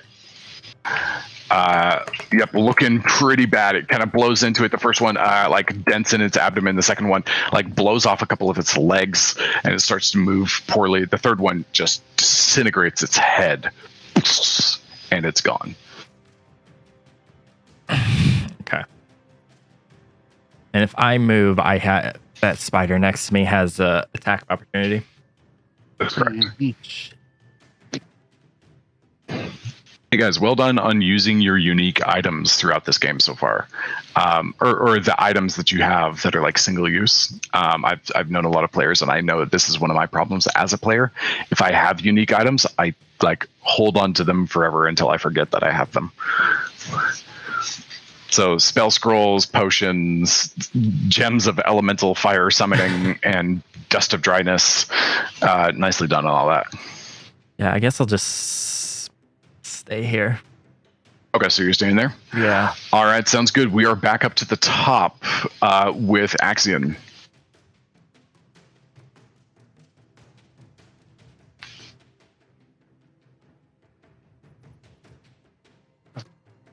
Chuck another one, dude. How many does he have? Lightning javelins? I think it's just one. He just has the one he picks it up. He just has one. Oh, hey, you have 2 attacks per turn. So I would say with another javelin, you could have made another javelin attack last time. So go ahead and make one there, and then we'll roll into this turn. D6. And wouldn't he have gone before the other one disappeared, or did he disappear right after he threw the first one?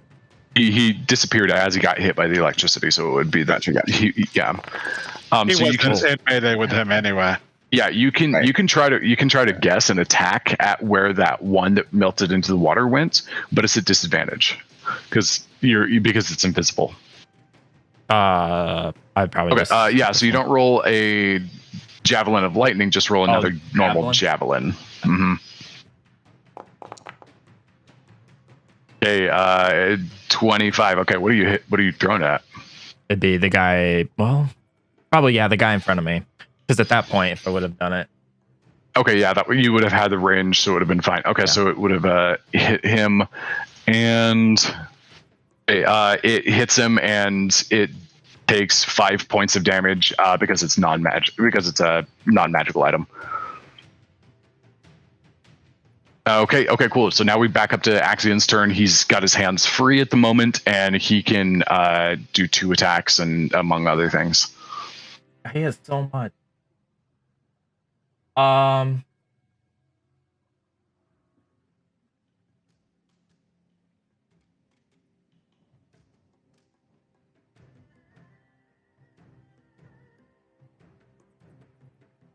So he's gonna move. I can't move again.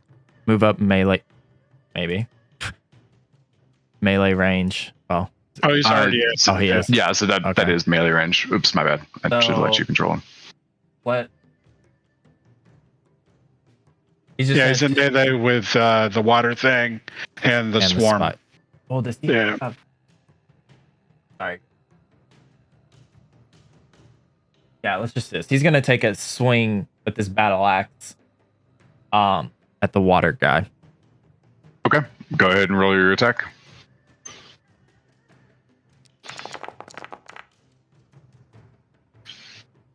Okay, with the 2-handed damage. Oh, that's always more sad when it's low. Okay, so that's not adding in his. Oh, that is adding in his strength modifier. He just rolled a 1 on his damage. Okay, so 22. That does hit. I don't believe his axe is magical. Well, I was going to add Thunderous Smite onto that. Okay, sure. Yeah, you can absolutely do that. The axe itself only deals 2 damage. because the natural 1 and then divide by 2 for the resistance. So go ahead and add the Thunderous Smite. Okay, 11. And that is thunder damage. Yep, thunder damage. No problem on thunder damage. Okay, so it blasts into him, and there, he cuts in, and there's kind of like a following vortex in the cut, just like that kind of just pulses like, boom, and like the water ripples, and like some of it splashes out the back and does not come back to this creature. You also have to make a strength saving throw. Oh, okay. What am I trying to beat? 13. 13. That is a 21. Okay. Yeah, this thing has high strength. Okay, go ahead and roll your second attack.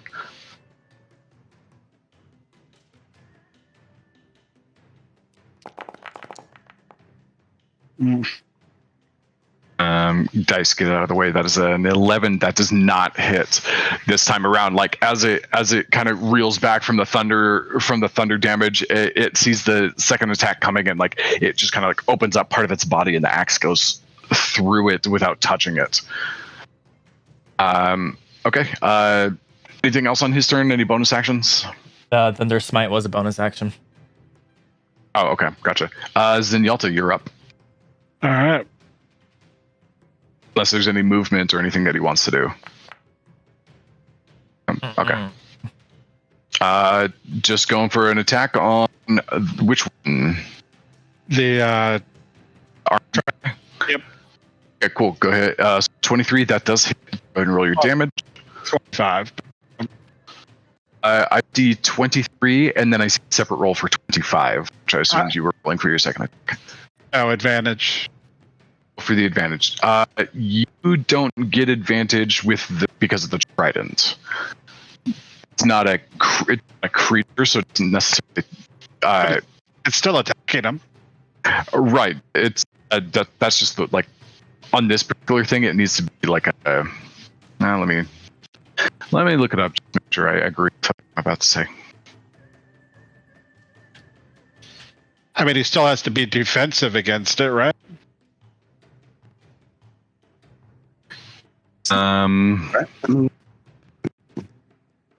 Let's see. What do I need to do?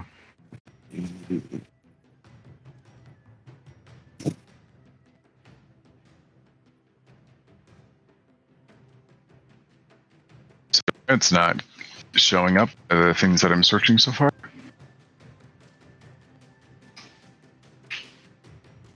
Nope, stop it. Dang it.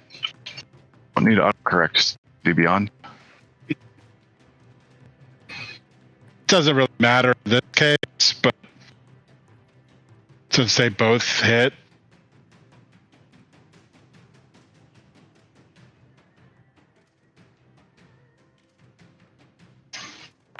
I'm adding Psionic Strike to that also. And then he'll need to make a DC 15 strength check. Okay. There is a ruling on this that spiritual weapon does not create fend against it, which is distracting it. But raw is raw, so that's cool. Okay, cool. So it's 24 points of slashing and psychic damage, and then you add the extra 8 on top of it. Yep, and then it's DC 15 strength check. Yeah, so minus 24 there, and then minus 8 DC 15 strength check coming up. And stop rolling. That is a 23. Jesus. It was about 1 second away from being a natural one. All right. And okay. So I'll just use that second number as the second attack. Okay, cool. Yep, 25, so that'll hit. Nice. Okay, 27. Sheesh. And I will also add to that, and he can make another saving throw. Okay, what's the extra damage there? Okay, so a little bit more on 6. That is Strength saving throw? Yep.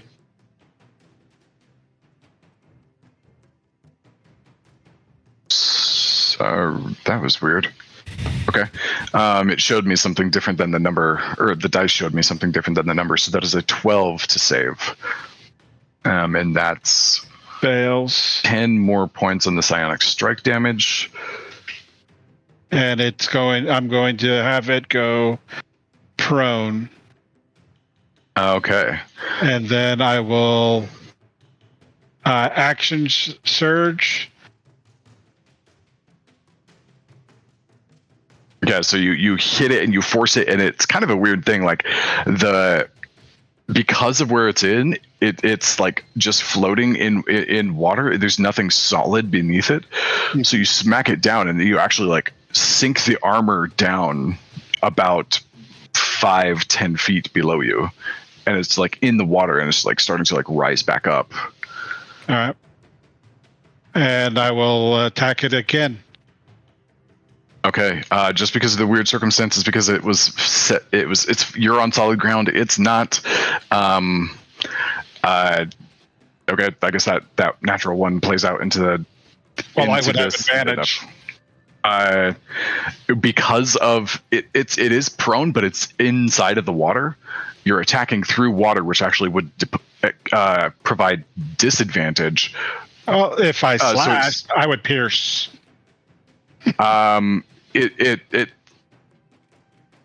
It still kind of counts. It basically like negates the advantage. So just be a straight roll, and so just the natural one. This is an awkward strike. You weren't expecting to attack through water, and it goes wide. It doesn't hit it.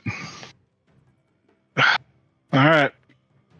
This thing is looking pretty rough, as you just like wailed on it quite a bit there. Okay, its turn. It comes up and it is no longer prone. It has to it spends half of its movement just kind of like riding itself, and it takes another 10 feet of its movements to get up from where you pushed it down into the water with the psionic strike. And so it's only got 10 feet left, but it is happy to stay engaged with you. And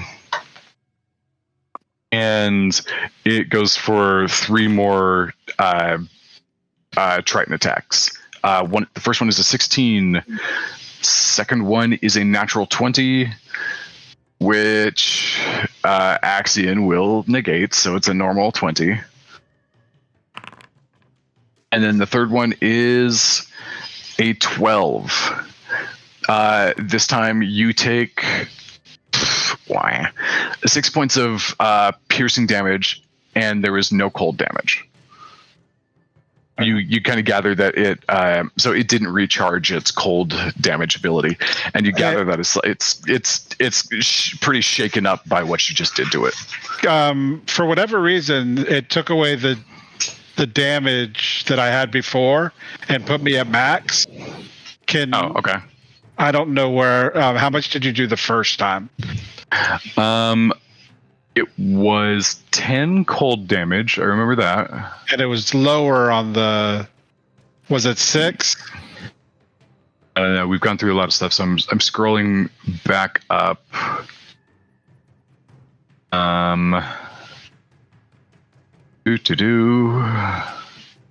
There's a lot of things in this fight.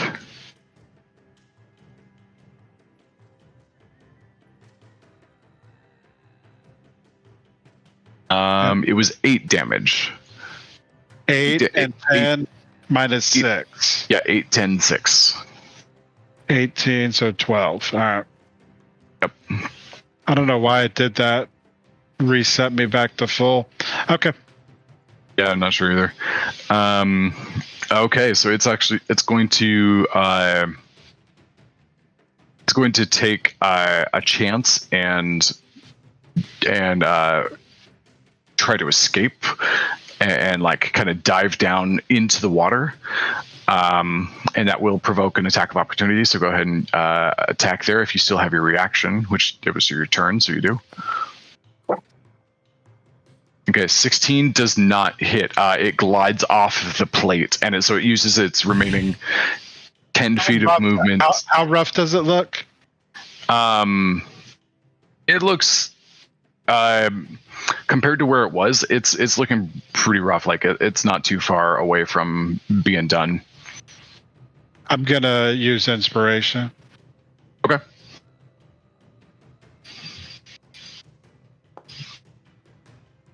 Okay, a 23 will hit. Go ahead and do your damage.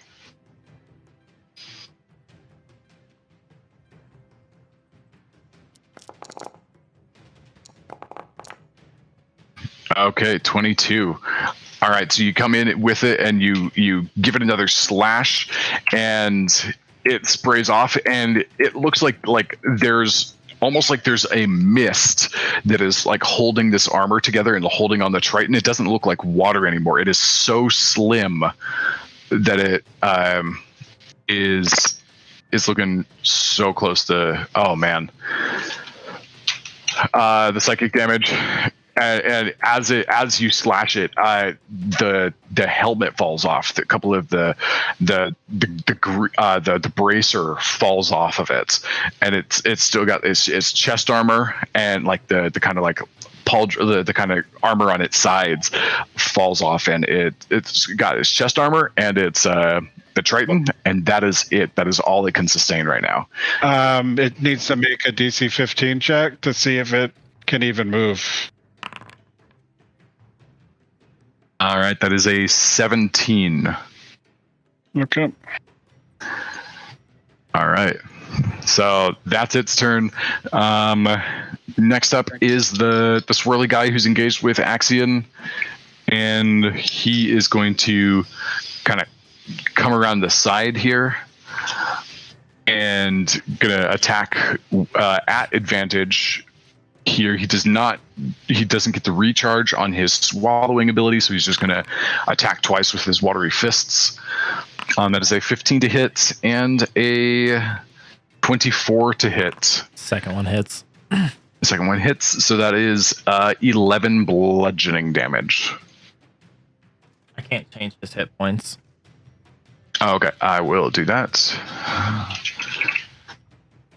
Next up is the Sovereign. Again, he tries to he goes to puff something out, and I'll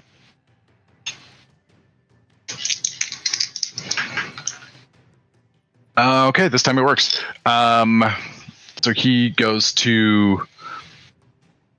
turns around at these spiders that are crawling on him, and he puffs out, and they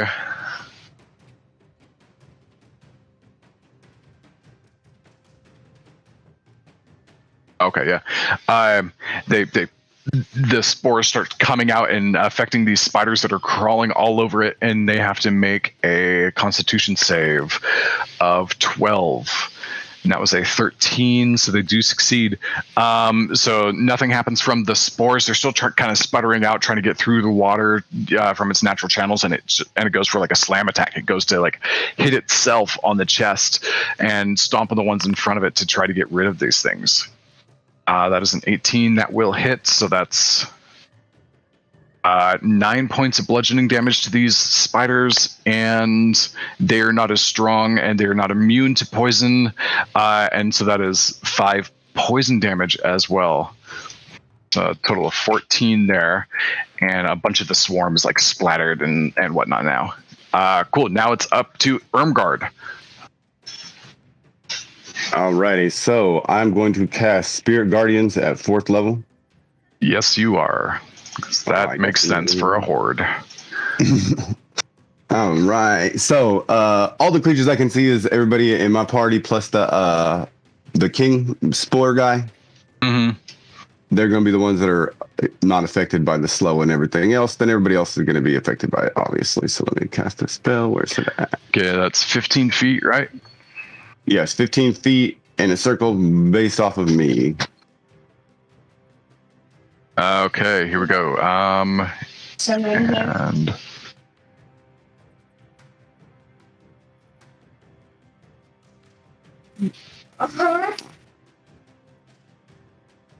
I do that right? No, I didn't. Okay, so let me fix that.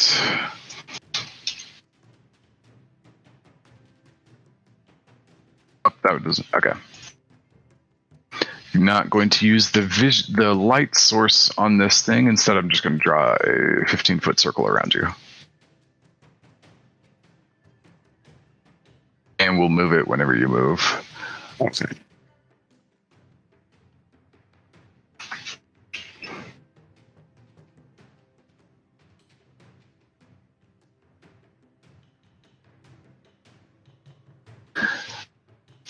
All right.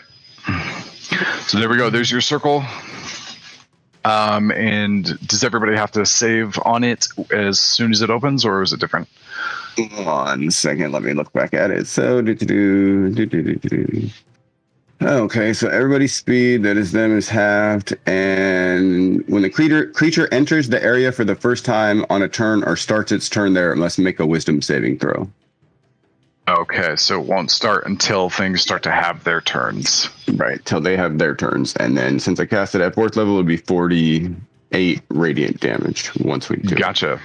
Well, the good news is after you is the spiders. So yeah. But yeah. That cast the spell, right? Okay. And then for my and it lit up when I pressed it. So for my bonus action, I am going to use my spiritual weapon. And I am going to attack this guy again. Okay, cool. Go ahead and roll your attack. If you kill him with a trident, that's going to be ironic as hell. Right? Hold on. 1 second here. I got to go back to the right one, or it'll do the wrong damage if I leave it on the spell slot I was on. Okay, so attack roll, right? Why is it not going over there? So what is that? 9 or 15? Sorry. 15. Okay, 15 does not hit. The trident comes down, and in its weakened, feeble form, it comes up and actually meets it. So it's trident blocking against trident, and it just twists its wrist and it slides off. All right, and that's your turn, I believe. Nothing else in your toolkit. That is my turn, and I will be right back shortly. My daughter wants something. Sounds good. Real quick, roll your damage on your spiritual guardians, please. Oh, yeah, that's fine. She can wait. She's just talking about the cat, so. Okay. Spiritual guardian, level 4. Let me jump back over to the spell. Roll down. Come on, you slow it.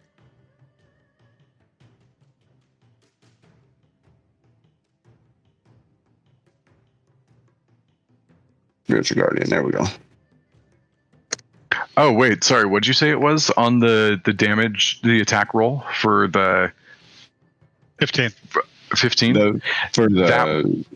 That will hit because it lost pieces of its armor because it's so weakened. Oh. Okay. Yep. So the helmet and the bracers and the leg pieces fell off. So its armor class is actually lower than it usually is. So 15 does hit. How do you want to do this? Doesn't matter what you roll, it has 1 HP. Oh, are you kidding me? Yeah, 1 freaking HP. Oh, man. I'd like it to pierce through the top of his shoulder, down into his little matter, and then just like disperse it out. All right, so with the gap opened up between the shoulder pauldrons and the helmets being gone, the trident comes down, pierces through, sticks out the other side, and it just dissipates. And the trident falls in the water, and the armor falls kind of punk, and also falls into the water, and it is dead.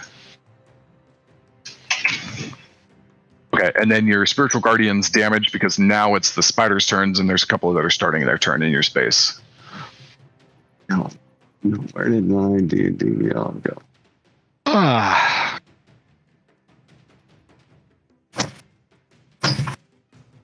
One second here. Looks like my D&D Beyond shut down somehow. I had to close mine and reopen it.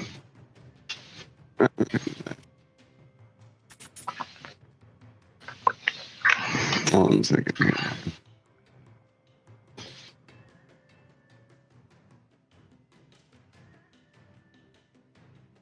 Anybody watch the new Suicide Squad? Yeah, I watched it. No, I didn't know it was out yet. Yeah, I'll it watch came it, out though. like a week ago. I watched it.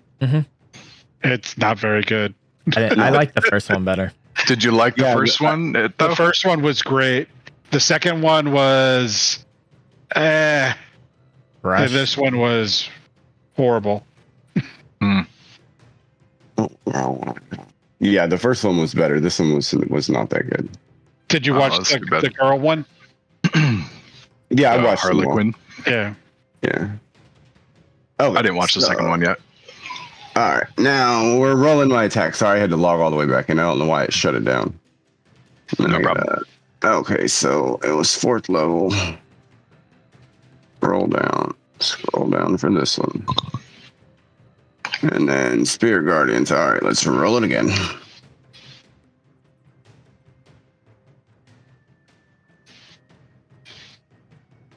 Better roll it. Not on my side. I didn't see a roll it on my screen either. You have physical dice? Yeah, I'm just gonna do that. So what is this? 48. And then on my spare turn, I'll fix this. 1 second here, fellas.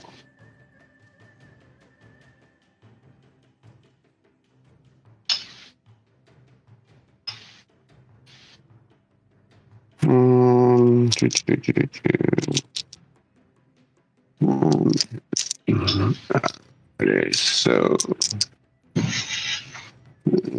6, 4, that's 10, It did it again. 14, so What? 24 total.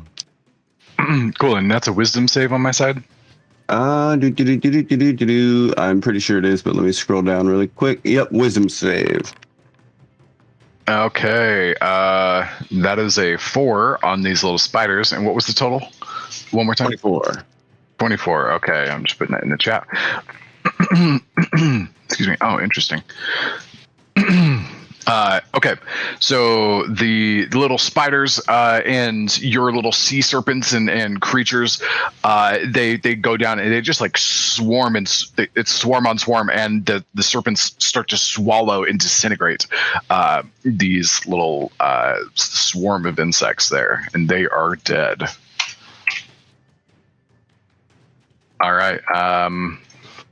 Next up, how many other swarms do I have? I think I got one more. Yep, this one over here that's attacking Axion. It's gonna take its go, and Duke, you're good to like go talk to your kid now. That's what I needed you for. Okay, advantage against Axion, and that is a 16 at best. So I don't believe that breaks his armor class. Nope. Okay, so no go there, and I believe that's my last swarm. Yes, it is. So next up is the giant spiders. This guy's gonna run through the fire. 5, 10, 15, 20, 25, 30, 35, First time it enters, it takes 40, damage. Right? 45. Yeah. 50, I think either way, 55. even within 10 feet of that side too. Yep, it starts it. So yep, so go ahead and roll your fire damage there, Dondre. Okay.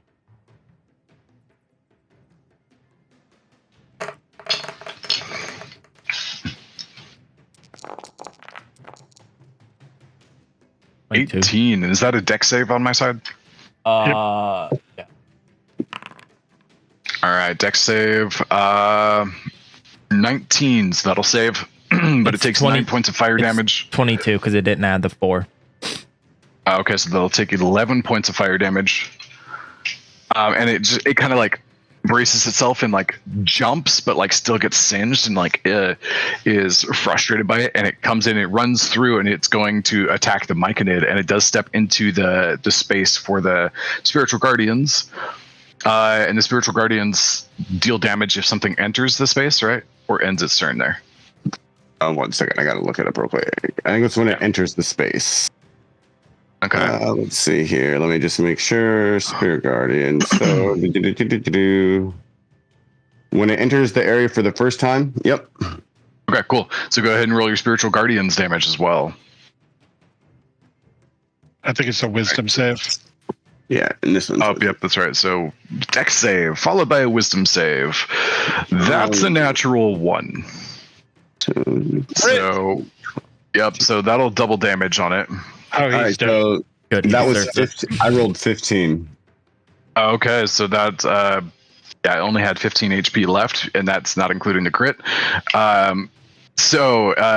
It comes in and it's charging very viciously at the Myconid, and as it comes in, your serpents that just ate a bunch of small ones, they form together, and it's like actually like one large one that goes up and like bites this this larger spider in half as it gets close.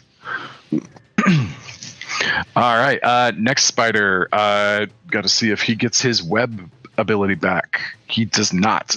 So he too has to run in and do the double BS thing that's going on here. So 5, 10, 15, 20, 25.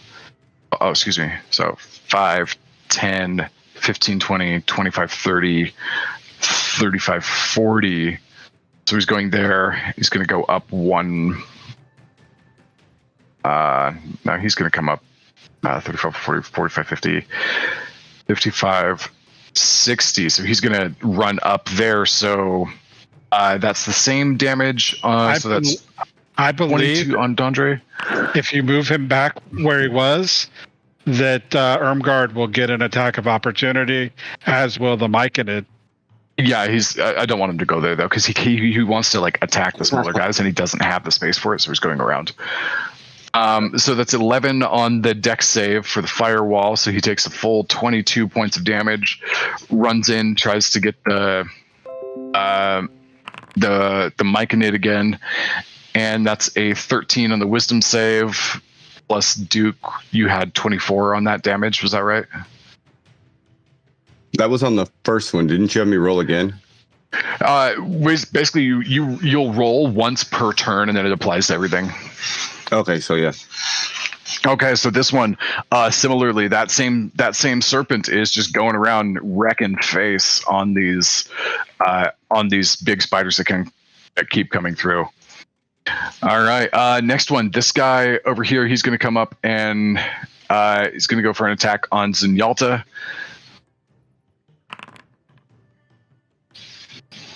And that is not enough. That is a 15 or a 16. And wisdom saving throw for him. 14. What's your DC on your spell? I think your DC is a 14. Mine is 14. Okay, cool. So the 24 is reduced to 12 damage. He comes in, he starts getting reamed. This guy, this big spider here, he's going to attack at Dondre.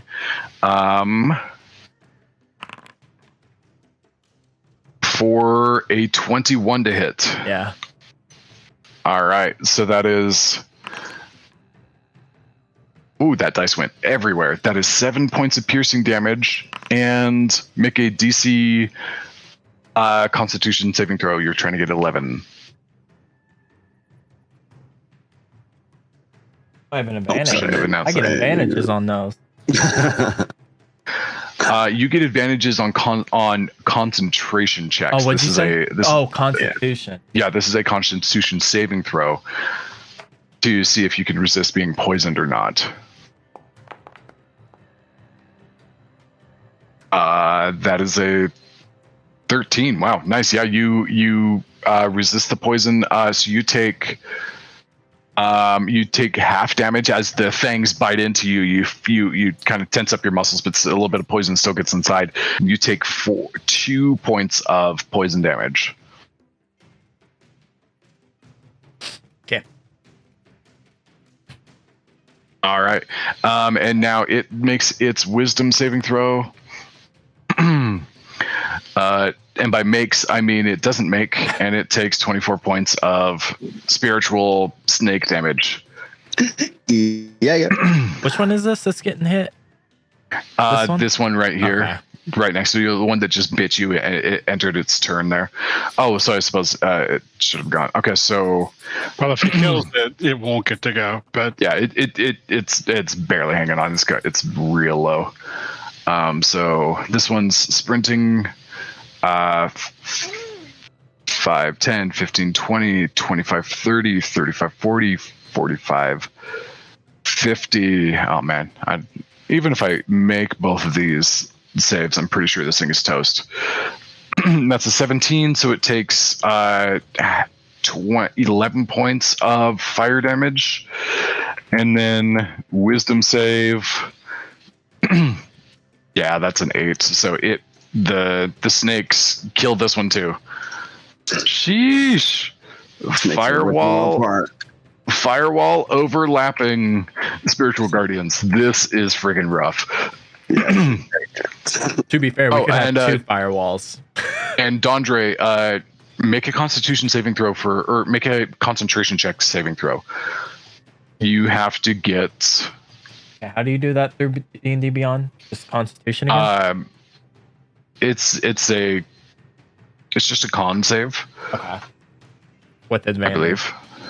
Yeah, Yeah, with it's just a advantage con for you. You got to get above a 10. I got it. Yeah, you're fine. Just checking. Cool. This one, 5, 10, 15, 20. Okay, so it's also rushing there. It's gonna take the 22 points of snake damage first because it enters there, and the firewall happens at the end of its turn. So that one dies. Man, these things are. This is basically a giant ass bug zapper that you guys have created.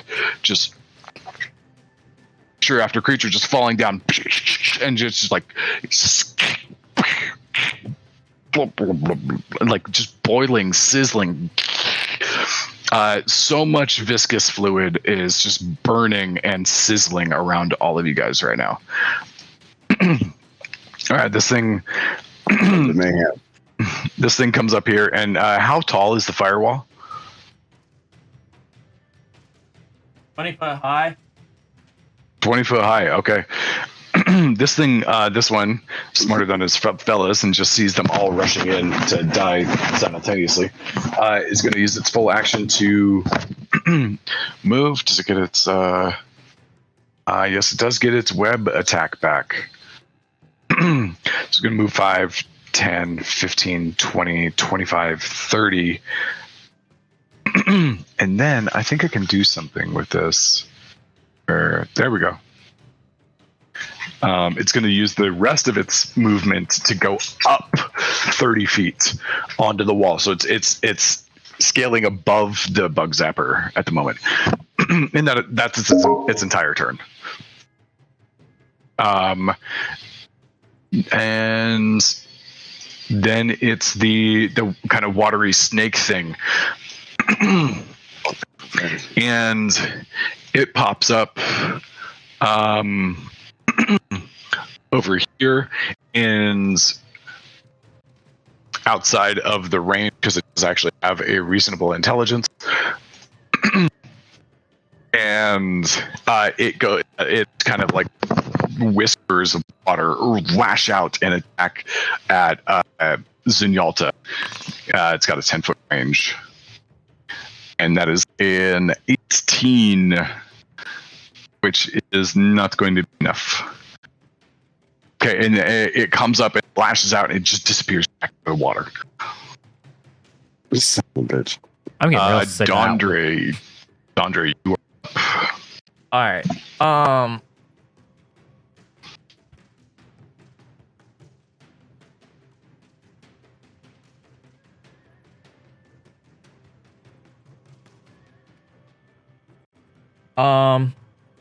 I'm just gonna Scorching Ray. Well, if I move, I get hit.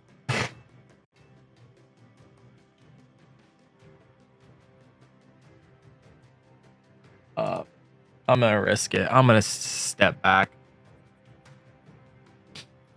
Okay. So it does get an attack of opportunity against you. For a natural one. Okay, good. I'll step back. Geez, I don't even know what to do with it. Okay, so it like goes to attack you, and it's so burned right now that it goes like make a step, and like 3 of its legs on the left side buckle, and it like kind of rolls its body over, and it just rolls into the fire and dies. I just changed how this. It was so close. It was so close. Dynamic of this real quick. And this is why I don't feel bad about throwing like big nasty battles at you guys, because I'm like, they're gonna do something crazy. I'm not gonna be able to kill any of them today. Seeing that, I'm gonna move back up. It's looking pretty rough for you. Well, first he's gonna laugh at the spider, and then he's gonna move back up, and scorching rays at this guy up here. Okay, sounds good. It's looking rough. Like, you know, it's about half health based on like destroying the other one. You know, it's looking about half health. I don't know if I could do this. If I kill it with like 1 or 2 rays, can I use the remaining ones to hit the swarm up They here? all launch simultaneously, Okay. so you can designate different targets at the same time, but you can't do it after the fact. Yeah, let's do 2 on this guy and then 1 on the swarm. Okay, sounds good. Go ahead and roll to hit. First one. Oh, Natural 20. Yeah, 20. All right. Okay, so that's 12 damage on that first hit. yeah. No, Okay. 8. It added the 4. Yeah, added the 4. Critical damage, fire elemental weapon do damage. No, it should be higher because you rolled. Okay, so you got 4 on your dice, and then you double it. yeah. That's 8, and then you add your elemental affinity. Yeah. So it's 12 damage for that first one.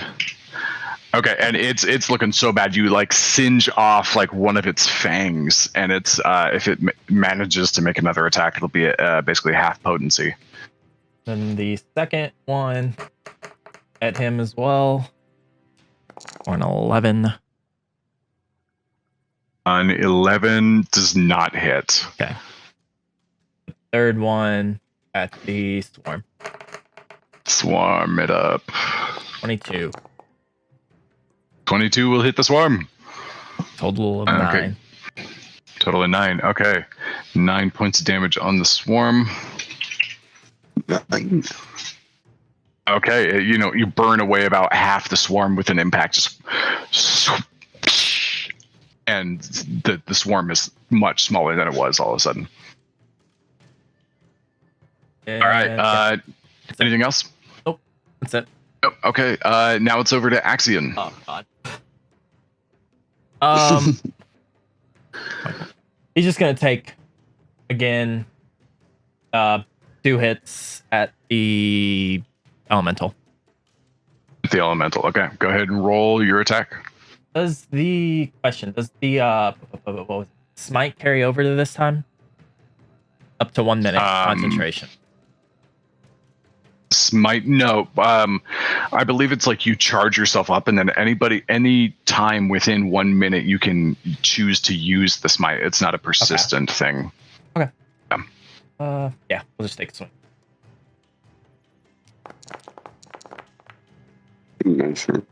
Okay, 23. That will hit. And that's, geez, why does he always roll less damage on the 2-handed option? Okay, so that's 7 points reduced down to 3 for the non-magical weapon. And again. Okay, and one more time.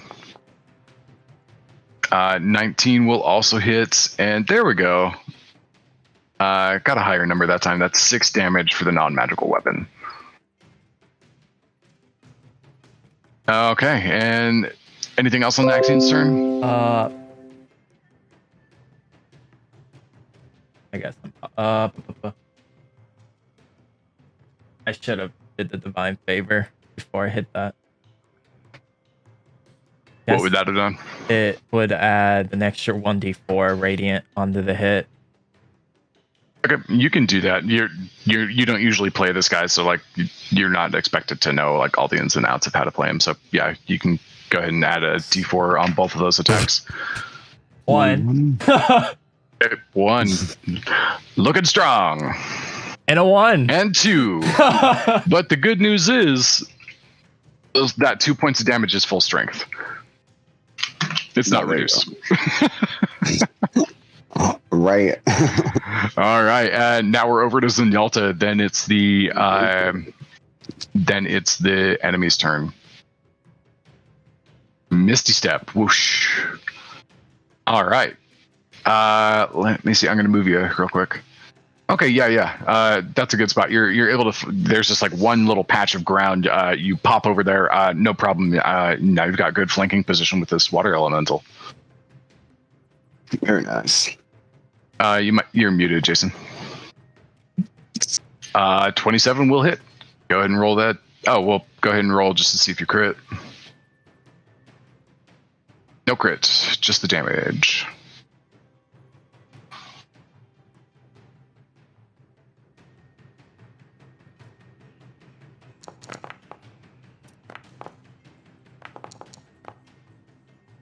Uh, 22 points of damage, and that is a magical weapon, so it does go through strongly. All right.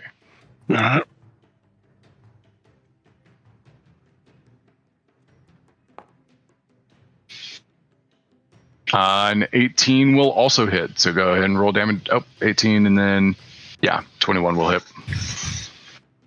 Go ahead and roll damage there. Ooh, that's nice. Whew, that's good. That is. 27. As you strike it, as you strike it, the psychic damage that you inflict, you do sense that this thing does have a mind to it, and it starts to just squeal and shriek in mental rage, and one of its like arms drops away, and it kind of like tilts to the side and is having a hard time holding itself up. It looks very close to death. Okay, let's see if we can finish it off. That'll do it. All right. Go ahead and describe your kill. It's one of the big ones. Yeah, let's slice down the middle. It's water, so I want there to be waves going in both directions. Yeah, you slice down the middle, and for a second they seem to like try to resist, and they're holding their space, and then like the face inside of this thing, which is kind of split in two, suddenly like relaxes and droops, and the kind of delayed energy just goes and splashes it out to the sides. All right, and it is gone too. Hey, I just killed another one. Thanks for this. Yeah. Oh, that's cool. Real quick, can you guys see this like big old death skull on this thing? Yeah. Uh-huh. Yes, I can. Oh, that's awesome. Cool. If I put like if I have like a death skull on these other ones, but like if I mark that they're dead in the turn tracker, it like puts that big skull.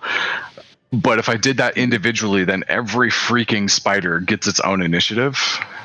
So right now I've only got it down to 1. Yeah, that'd just be too annoying. Okay, right. Next up is the Myconid Sovereign. It's gonna lumber over, and it's going to go and try to do a spore attack on this thing, and so the spider therefore needs to make a saving throw. And that is an 8 on the saving throw. So it goes out and goes, and you see it hit the spider, and it starts to twitch and spasm, and it can't move. It is stunned. And let me make sure. Stunned is not good for whoever is stunned. That is very true. Okay, right. So now he's taking his fist, and he's coming down, and it's at advantage, which is good because that was a crap roll. And that should do it. Yep, that's its armor class for 14. So it comes down and it smacks the thing in the head, and its head like collapses and just like squishes on the ground. All right, so that spider is dead too, and that's the Myconid's turn. Next up is Ermgard. Bug Zapper still going strong. Yes. So I'm actually going to move him a little bit. We're going to... And there's a wall of flame around this thing, right? Yeah. Okay, which side is burning? Is the outside ring, right? Just because I don't want to go it's going this way, like towards the lower part of the map is the burning side. Otherwise, Dondre and you would be taking their damage right now. Right, that's what I thought. Okay. So we're just going to move him right here. Okay, your aura follows you. And where's the snake thing? Is it in that range? Yeah, that's why I'm moving. You don't know. I'm waiting for him to pop up in it. I forgot that. And it's when somebody starts their turn in there that they take the damage. Because that's the edge of the firewall. Okay, and then so I'm going to use my bonus action. I'm going to use my spiritual weapon 20 feet to the right in a straight line since I can't move it. Sure. That's the drawing. Let me grab that. Okay. 5, 10, 15, 20. Just over there. Not quite close enough to do anything. And then that was my bonus action. And I did my movement. And just to clarify, if you remember where the water snake was before, you can make an attack at disadvantage. It's invisible. Well, that's why I was saying if the snake is still where it was, then it's inside the bubble right now. Because it was like right here. But it's at the beginning of its turn, I think you said. So right, it's at the beginning of its turn. Yeah. So 1 second here. I'm trying to figure out how far away this thing goes. All right, and then So we use the bonus action. We move the spiritual weapon. We're gonna use guiding bolt on level 1 against this swarm of spiders over here. Okay, sounds good. Go ahead and roll your attack.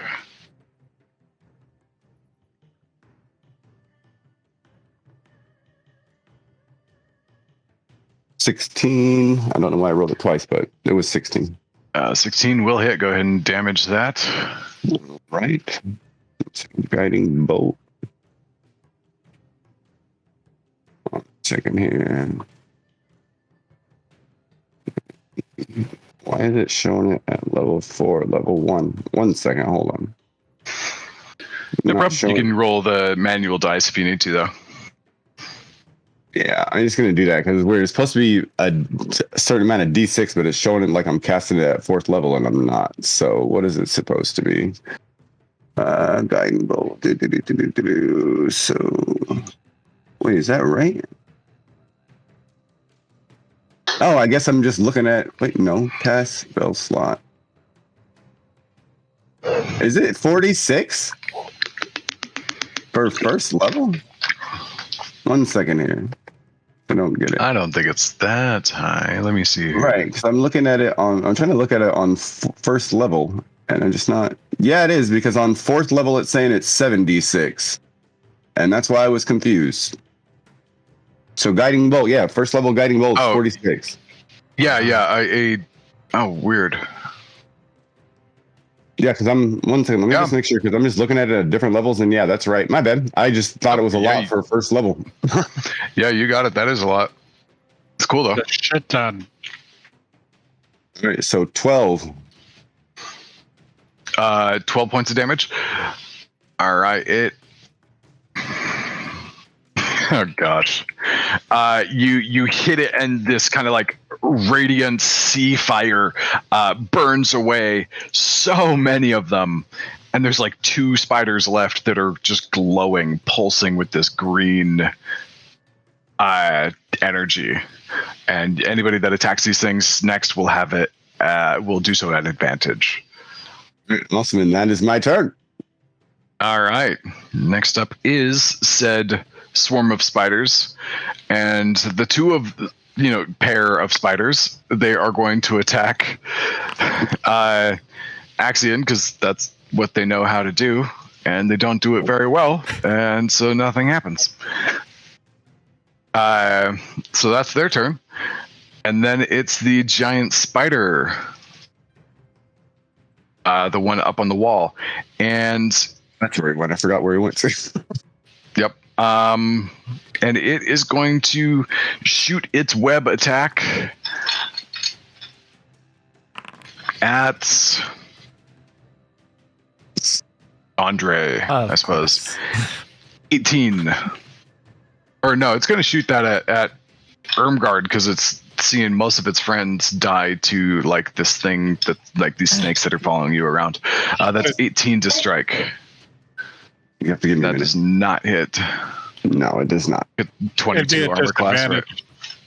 It'd be a disadvantage anyway, right? Oh yeah, it would, just because of the distance here. Yep. Cool. So just once the disadvantage roll. Oh, disadvantage was way better. I would have hit you with that. Okay, so it sees all that's happening. It just it escapes. It crawls up the wall and finds like a bit of a rock tunnel up above, and it just disappears. It is terrified of you guys by now. Damn it. Sorry, I gotta hide it this way. Okay. So that's its turn, and Dondre, you. Oh, sorry, nope. It's the water snake's turn. A little bit of space has opened up, and it gets itself. Come on now.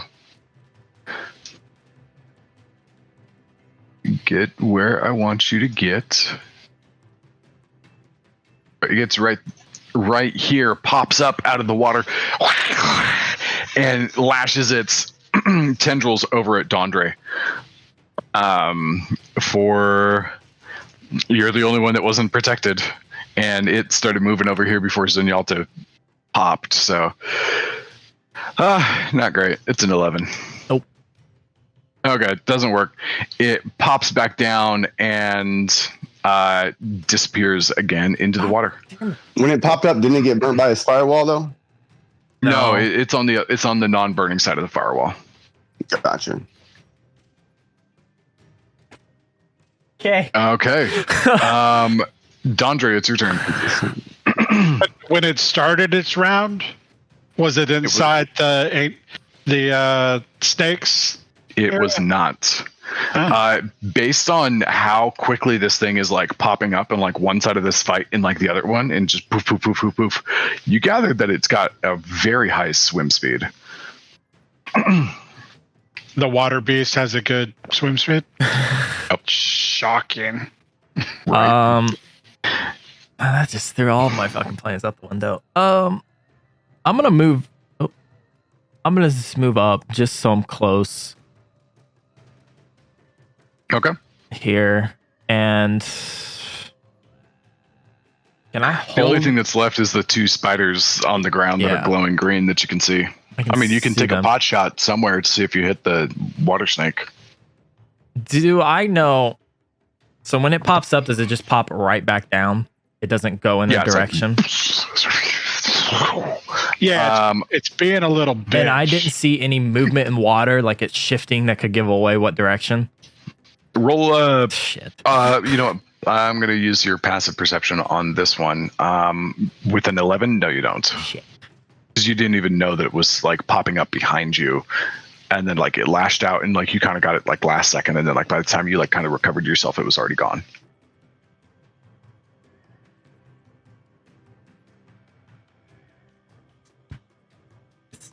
Stupid fucking snake. You can still. And this kill whole the time, spiders. Dondre is like cursing under his breath because he's sick of this snake.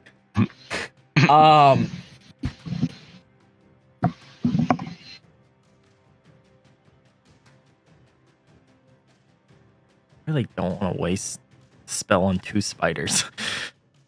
Let's. Cantrips, man. Yeah, but that's not fun. It's not dangerous. I want to fireball something. Sure, fireball 2 spiders. 2 like centimeter spiders. Hey, you ever seen the meme where it's like, man, there's one little spider, they burn the whole house down? Right? Fire. I mean, it's got a reason for existing. Right. There's nothing I can do with a fireball without hurting somebody I don't want to. You can like adjust it. You can like put it higher in the air so the sphere like doesn't hit the Myconid or doesn't hit Zenyatta. What I was trying to do is I'm going to take a wild fucking guess on where this is going to show up, but Okay. that's a shot in the dark. Very, very big shot in the dark. Over there, Right, you can also hold your action, That's I was just gonna and say you can that. use it as a reaction to target the thing next time it shows up. I can do that with a fireball.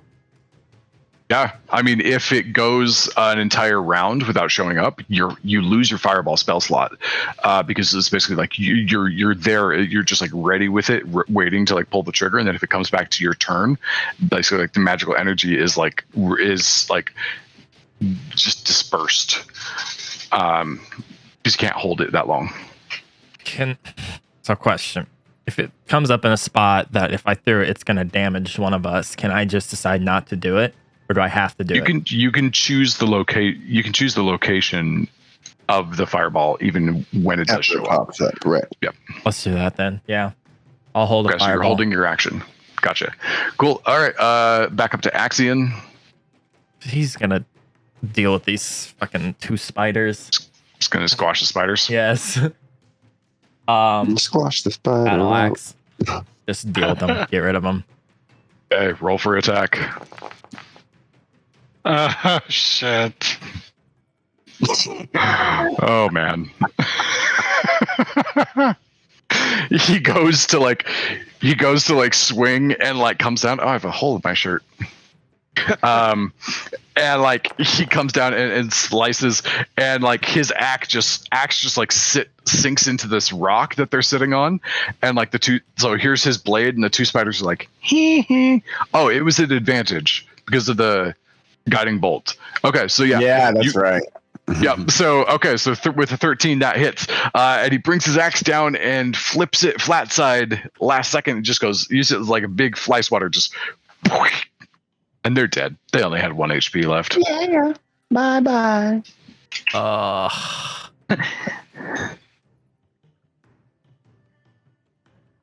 I guess. Can he hold an action? Not after using Okay, that's one what of I his thought. attacks. Okay. Yeah. He used his main action. Yeah, that's about it. Unless there's something utility-wise that he wants to do. Nah, everything's an action. Okay. Next up is Zenyatta. I am going to hold Compelled Duel Ooh. Okay. for the moment I see him. Sounds good. Can you post that? Just so I I'm make sure curious I'm what that does. operating with that one. I think I get the gist of it, but I just want to know the specifics. Let's see if it'll let me display spell card on VTT. There you go. You attempt to compel a creature into a duel. One creature.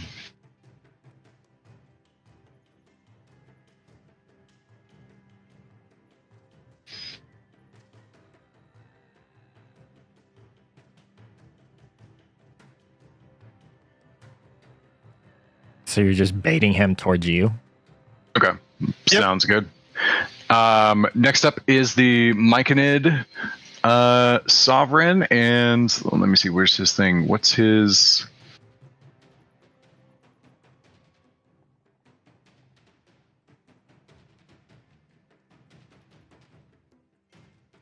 Okay, so we lost Duke for a second.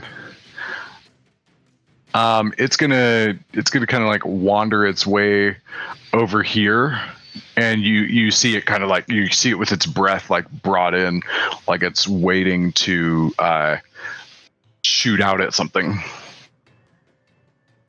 Okay. Next up is Irmgard, and let's just say Irmgard holds a sacred flame for when this thing pops up. This thing's gonna get fucking unloaded on. Yeah, it's gonna get just reamed. Okay. Let me.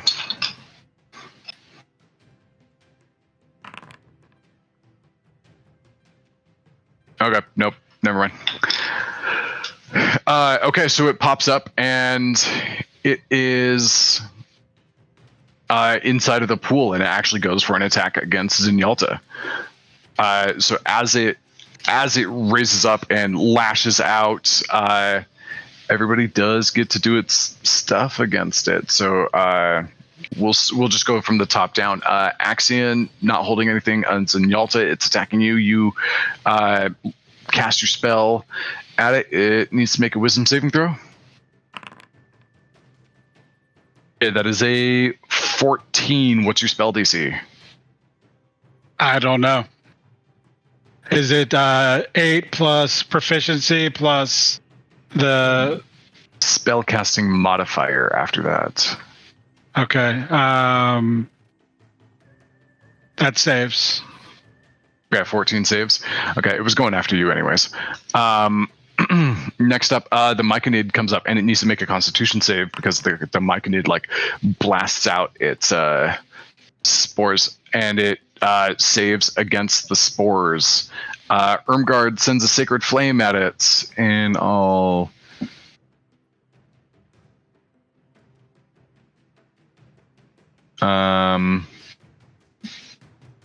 Okay, what is it? Oh, it's a dex save on my side for Sacred Flame. 14 dex save. It does not save, so it takes 2d8 radiant damage. For now it'd be 8 radiant damage there. Okay, and then lastly, Dondre. The last of these creatures, this swarm of spiders that attacked you, out of the pile of scorched and eaten and squished and poisoned insects all over you. You had one insect flee, and the chaos of this beautiful room become battlefield now passes, and you look around, and everybody roll a perception check for me, actually.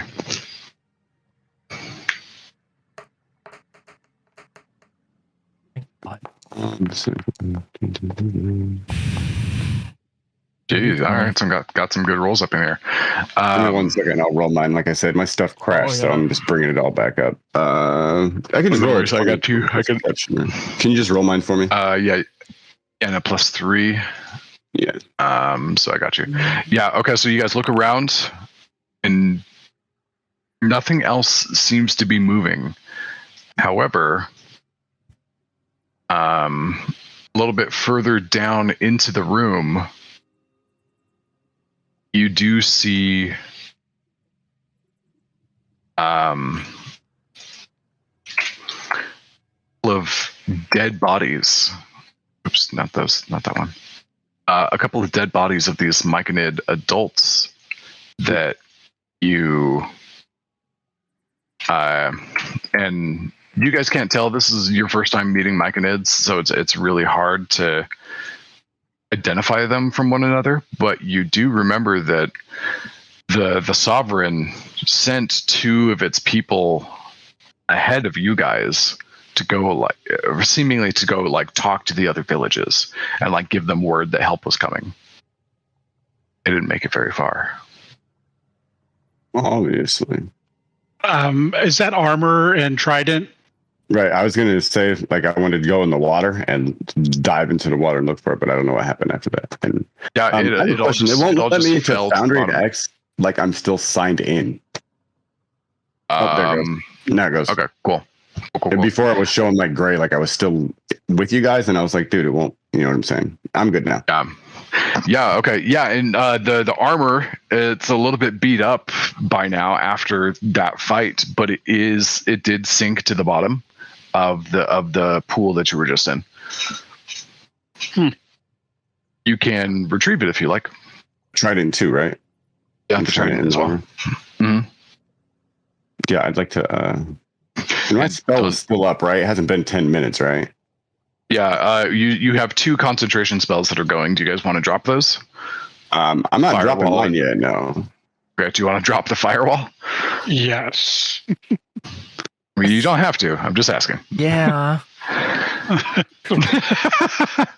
Pretty sure that's exactly how Dondre replies. Like, hey, Dondre, will you drop the firewall? Yeah, fine. Okay, so the spiritual guardians are still puttering about. They're not damaging you guys. Several of the serpents look like they just have distended bellies, like they've eaten so much that they're super fat. From their smorgasbord of spider meat, which does not smell terrible. You know, you've got lots of spider meat cooking in the room. Not the worst food that you've ever smelled. Alrighty, so before we move on further and look at these dead mycos bodies, I'd like to, because my spell is still up, I'd like to dive back into the water and I'd like to retrieve try to retrieve the armor and the trident. Okay. Yeah, go ahead and you go down. It's just at the bottom, and it didn't like just sink to the floor, and it's not difficult to find it. Let's see. How do I change this? Yeah, so you are able to retrieve both of them. Pew pew. Right. Oh. All right, awesome. I will treat them and go. Okay. Cool. So you Ermgard dives down underneath the surface for a moment, comes back up in just a little bit of time later, and there we go. Nice. Oh shoot! Sorry, I'm trying to do something here. He goes and grabs his javelin. Yeah, Axion goes and grabs the javelin. Oh, good. There's this massive burn mark from. Hey, stop it! Sorry, I'm trying to learn how to do this thing on the fly. There's this massive burn mark from where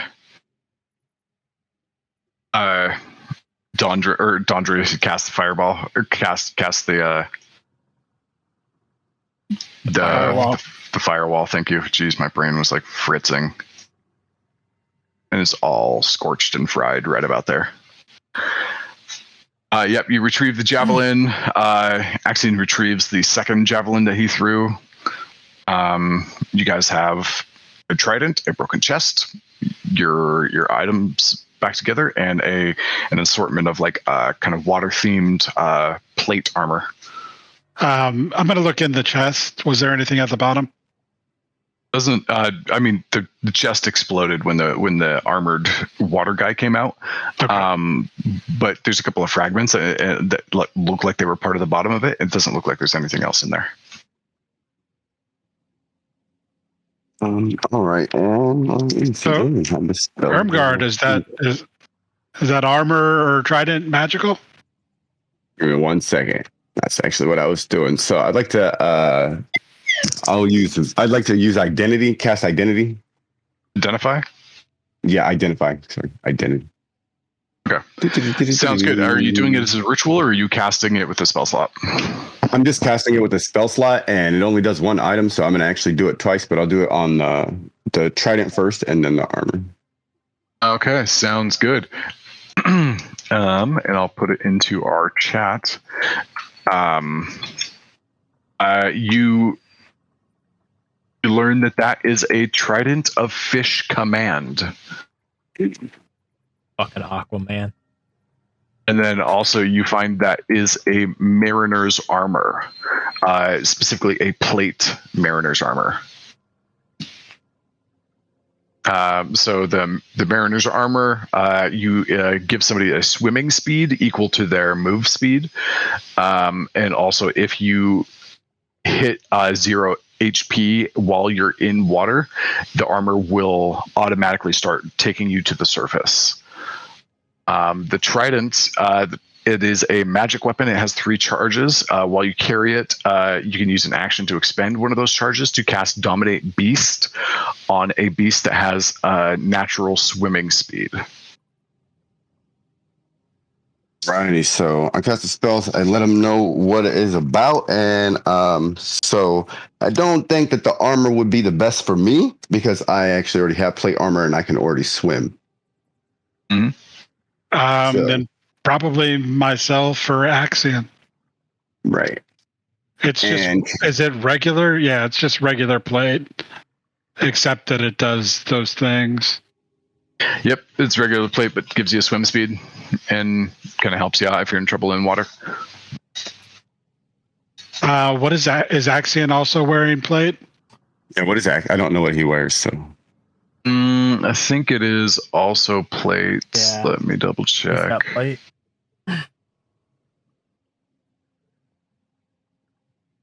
Yeah, because that's why he's disadvantaged stealth. Yeah, then he's in plate. Well, no, Yeah. a bunch of things give. No, I guess in some things give you. Yeah, it is plate though. Oh, Axion had some dust of dryness too. He could have used some of that. What? Am I just not seeing it? It's in the inventory. Oh, it's the very his top first thing. item that I didn't look at. Yeah, no worries. Okay, guys. Cool. So you come up, you take some time. What does your identify spell look like when you cast it? You know, what happens?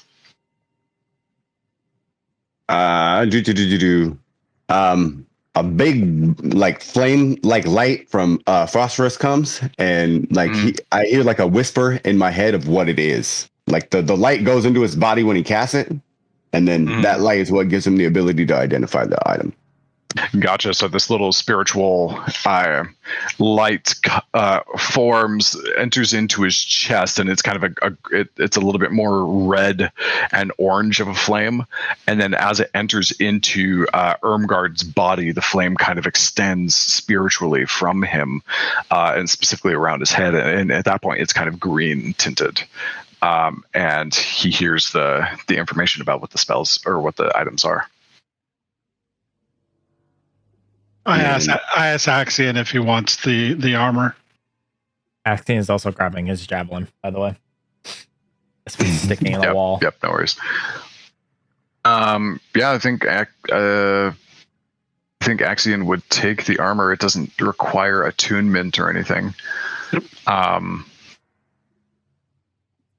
Well, actually, I'm not sure if he would, because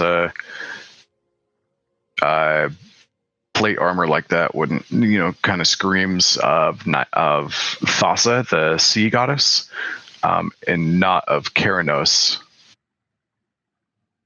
So I don't know. I guess that's a question to ask him a little bit later. I say we just hold on to it. Yeah, that's fine. Also, I could have Axion walk around, at least to Dandre, and heal with things lay on hand.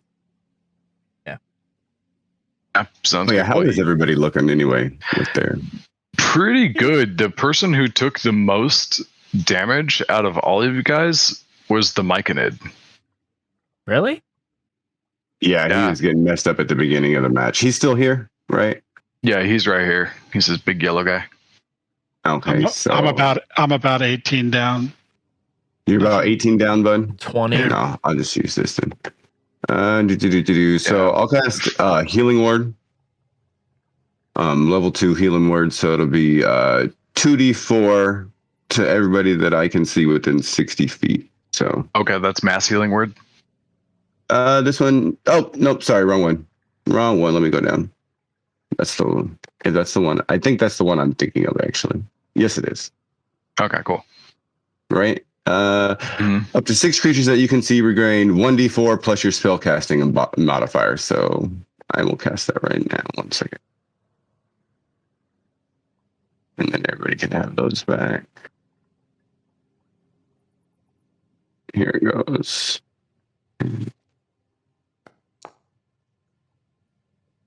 Yeah, so 5 points back. Awesome, it did roll it. Yep. So then everybody that needs it can have 5 points back. Yeah, Axion's fine. Nothing ever hit him in that fight. His armor class is too high. Right. Okay. All right. And then for everybody, if they don't mind, I'd like to keep the trident. It's all yours. Okay, it does require attunement, and you can only have 2 attuned items at a time, so just keep that in mind. Listen, I got an attuned trident and an attuned shield. That'll attune in a little while after I sleep. But awesome. Yep. Cool. So we'll go ahead and take our break there a little bit later on the break today.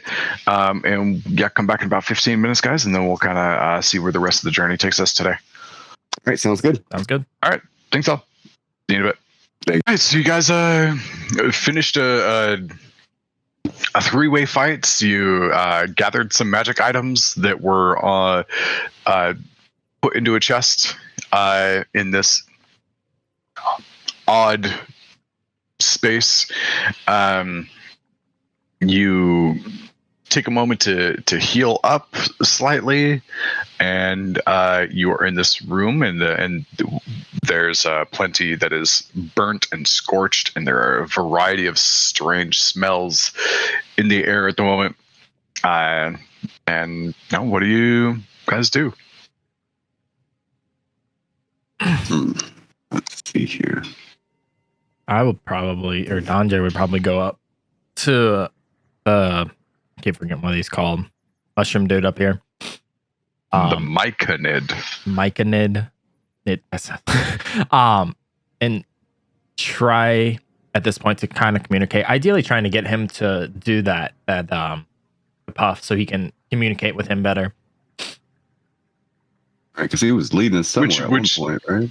Which he does, and it takes him a minute to kind of like work up to it, and like the first kind of time he does, like you can see the spores and they're a little bit kludgy, and they're kind of like puff out, and it's like, and it falls to the ground pretty thickly, and he kind of adjusts and like rubs part of his chest and like, and kind of getting the last of the water out of him. He's able to create that communication cloud again. And then does that hit all of us? Yeah, it's a 30-foot radius, so it's it'll hit everybody in the room. Okay.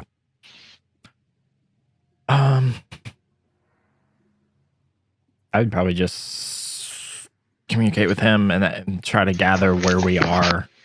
If this is like, obviously it's not a safe haven after what we just dealt with. Just try to get more information on where we are and where we need to go.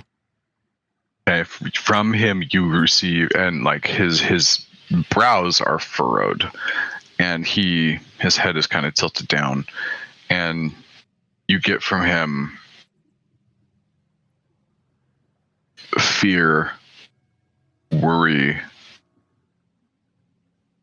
abnormality. I'm going to walk down here. You're a little quiet there, Jason, but I heard you. Look at these. Is that better? Dead bodies. Yeah, I would say I'd probably lead him towards the bodies as well. Like to inspect them, see what killed them. I think everybody. Yeah, and you all travel over there, and at one point he begins to lumber and run, just, and he kneels down and he kind of lifts one up, and it just hangs in his arms limply, and roll a medicine check to determine what the cause of death is. Ooh.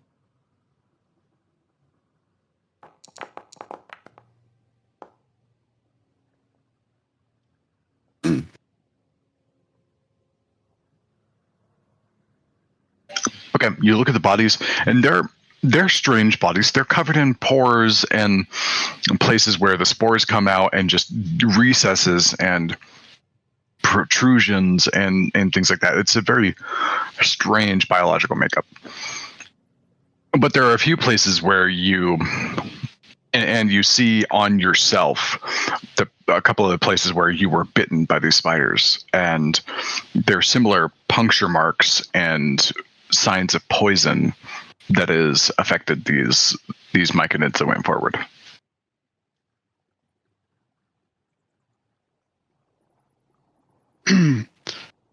I say my apologies to the sovereign. These bodies are confirmed dead, right? They are not moving.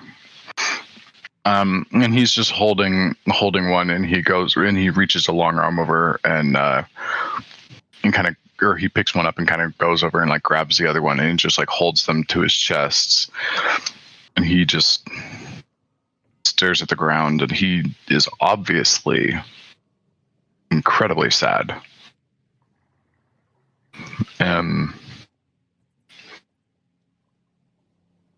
And from the cloud, you get the sensation of mourning, loss, fear for home,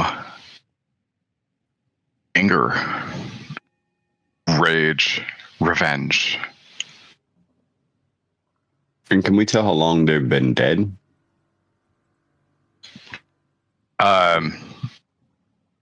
Not with that medicine check, but you do recall that it's only been like maybe 20 minutes since he sent 2 myconids ahead of you. Okay.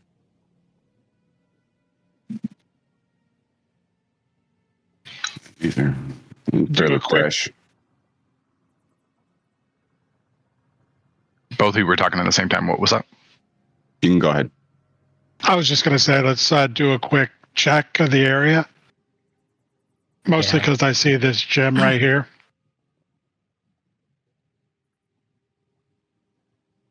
Oh, I took that as like a flower on a lily pad. Oh no, that's definitely a gem. Yeah, go ahead and roll an investigation check for me.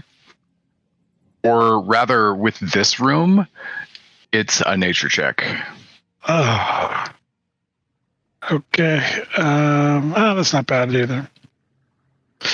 But that roll sucks. I'll have Axion do it too.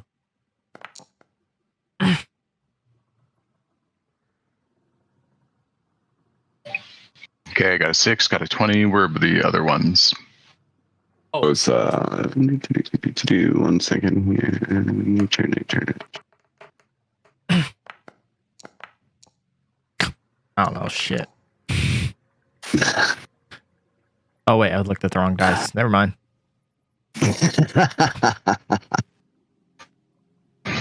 Okay. So kind of a spread. You look around, and specifically Axion and Dondra, you know a little bit about this world's flora and whatnot, just being the curious type that you are. You look around, and this beautiful room, now that you're kind of like taking a look at it, there are webs, kind of hidden webs placed about it that are not normal. You don't see like cobwebs and old webs or anything like that. These seem to be fresher, slightly invasive, and there is a variety of like mushrooms and stuff potentially used for alchemical purposes or healing or poisoning, things like that. But unless there's something specific that you're looking for, the room seems to be kind of in remaining order.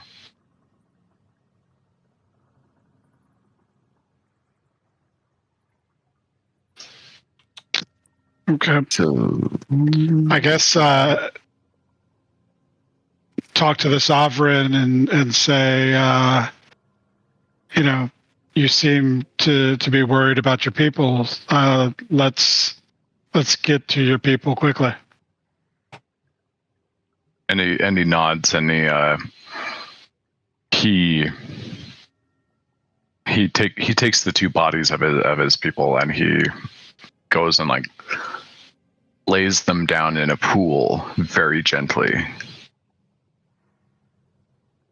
and he takes his hand and stirs the water just to get things mixing up, and you think you see like a little bit of like dust coming off of his hands as he's doing it.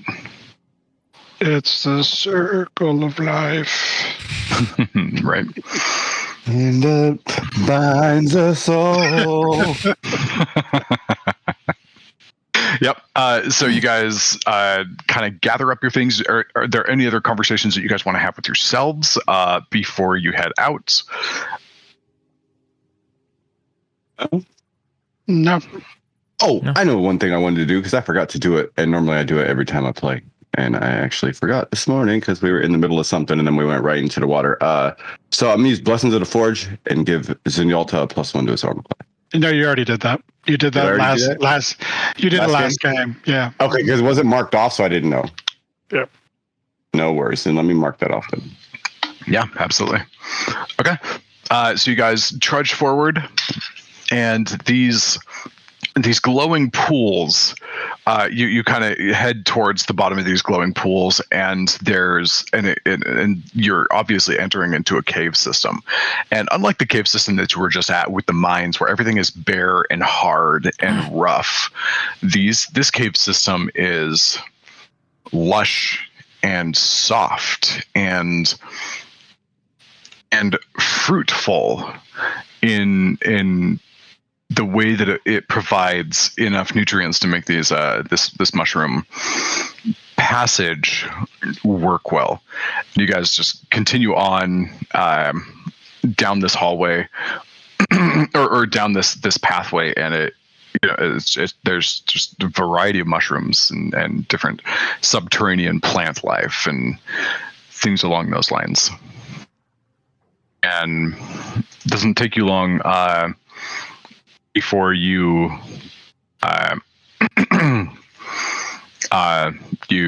ahead. Somebody go ahead and roll a D8 for me. A D8. Yep, a D8. Just kind of see how the travel goes. Okay, for a 6, and for a 6, there's a. As you go along and you kind of continue to converse with the Myconid in this emotional state, his rage turns to quite a bit of determination and eagerness to return home. And you pass through these tunnels, and at one point the tunnels open up to a large cavern, and the cavern is almost as bright as if it were about early morning or late evening as the sun is waning or waxing. Mushrooms here glow. The plant life here glows. There are critters, little insects and animals and tiny fish in pools that glow this bioluminescence, and it is beautiful terrain to walk through. And you see, oops, I can get that in the right spot. Actually, what do you guys see if I do this? Never mind. Sorry, Discord not doing what I wanted to.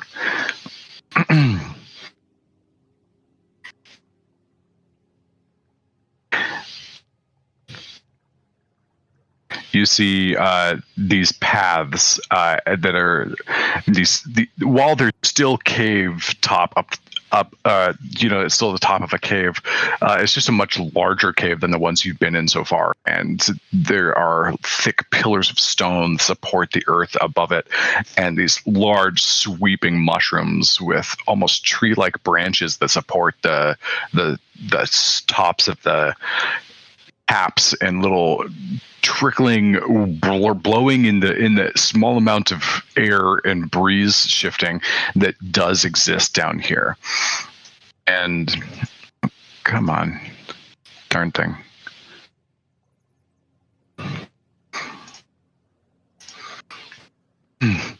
And there are just a variety of different types of mushrooms. It's like you've never considered the amount of variety that a section of the plant realm could produce. But you see things that are tall and skinny, hard and rigid, long and wispy, short, squat, and spongy. It is like walking through a dream of somebody who has a complete affinity just for mushrooms and fungi. And it's this entire new world that you seem to have stepped in, and it is beautiful and calming. And the structure of these mushrooms and whatnot, they do remind you, Irmgard, of home a little bit. The behaviors are not terribly unlike coral reefs. Okay. Is there anything you guys wish to do as you are traveling?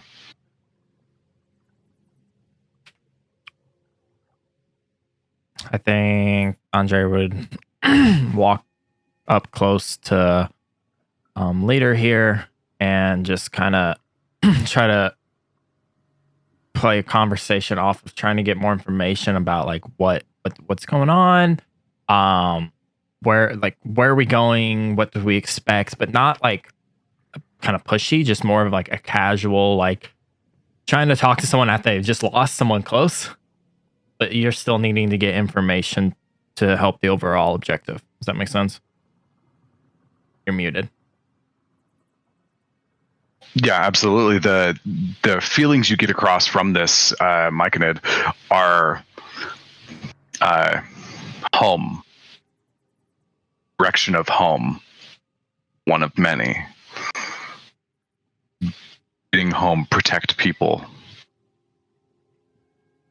Spiders, agitated, unruly.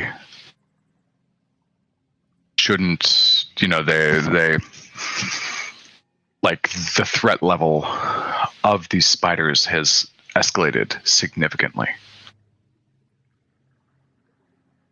In his mind, is escalated significantly since he saw the two bodies.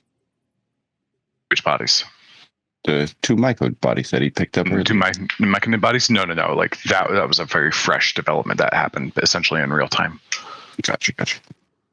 And as you guys are going along, you do see signs of this forest of underground mushrooms does have occasional places where there's spider webs that have kind of taken over a certain section. And there are webs that are the size of houses that are strung between two giant mushrooms with bats inside of them and some larger insects. Centipede that's about 30 feet long is wrapped up inside of one of these things. And the further you go on, the further you kind of estimate that these spiders probably number in the hundreds, if not thousands. And there's some of it that is natural. It's just part of them being here. It's part of the ecosystem. And there are some old-looking webs, but in some places there is an unnerving amount of new webbing. Still white and silky and glistening. And are these giant-sized webs, little webs, the ones that are new? All over the place. Some of the webs are just thick, almost as thick as rope. They range from enough to like fit fit a small apple on, all the way up to easily fit a cow, easily fit Damn. and 10 cows in some places. Look around. There's a lot of spider webs, guys. And after I hear him say that, I think Dondre would look over back to the leader and ask, is this common with all these webs that we're seeing? Invasion, oppression, aggression, worry, despair, fear, violence, lots of violence.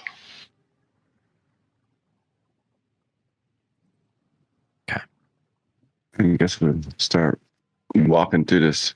So it's like the spider web so thick you can't move through it, or are they on the sides? Are we able to walk through this mushroom forest? Or There's plenty of it that is like in your path, and you like have to like avoid it. And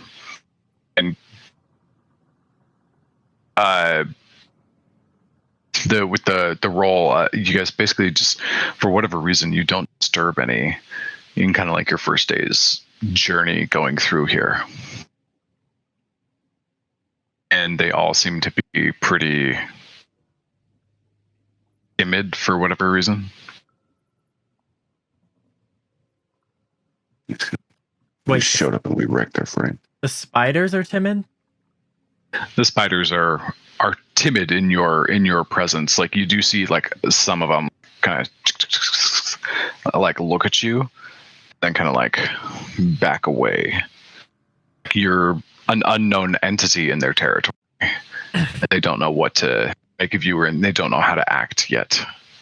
Okay. So some spider webs you have to go around. You don't, unless you do. You don't. There are some in your way that you could cut down or like burn your way through. Do you guys choose to do that, or do you choose to take the long way and go around in an occasional situation that arises? I feel like if we mess with these webs, it's going to trigger something.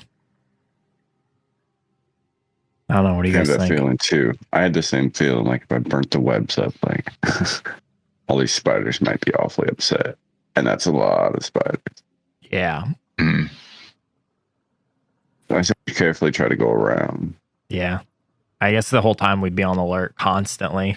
Or at least Dondre is like, as you're walking, like someone that's not trusting, where he's kind of walking, looking around to every direction, being aware the entire time. Head on a swivel. Yeah. Yeah, and you pick up a lot of details about these spiders, about their behaviors, and the way that they do seem to be invading. Are they following us from a distance? They're tracking the ones that you can see. Well, give me a perception check. Oh.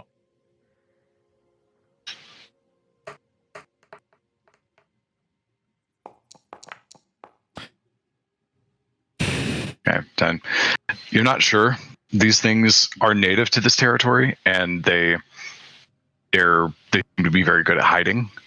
So occasionally you do kind of glance and see one like kind of like tracking you past its web. That seems to be it. And you absolutely get the feeling that you're being watched. Okay. It is everywhere. Maybe it's your imagination kind of going overly overly active. You feel like you are being watched from everywhere, from every angle, and there's nothing that you could do to possibly like hide from it. So with that kind of feeling, I feel I would relate to the group and just, I don't know if it's me, guys, but do you feel like we're being watched like everywhere? Everywhere. These spiders really starting to creep me out. Yeah. At that point, I would, because I guess I would imagine we're trailing behind the leader, right? Per se. Mm-hmm. I would kind of trail up, kind of next to him, so kind of still behind him, but next to him, where he could still be able to look what's in front of him and ask him How much farther to our destination?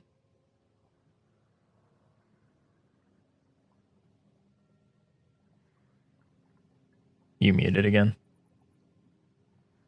Soon, close. Okay. Rest. Okay. Nightfall.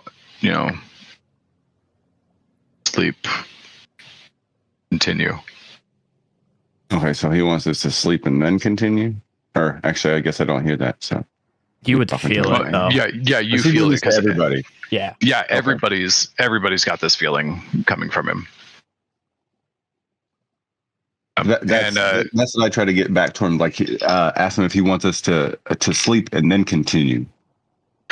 And he looks at you and he kind of points at a couple of wounds that you have, and he points at himself and shows the places in his body where his fungal tissue is like starting to stitch itself back together, but it's not quite done yet.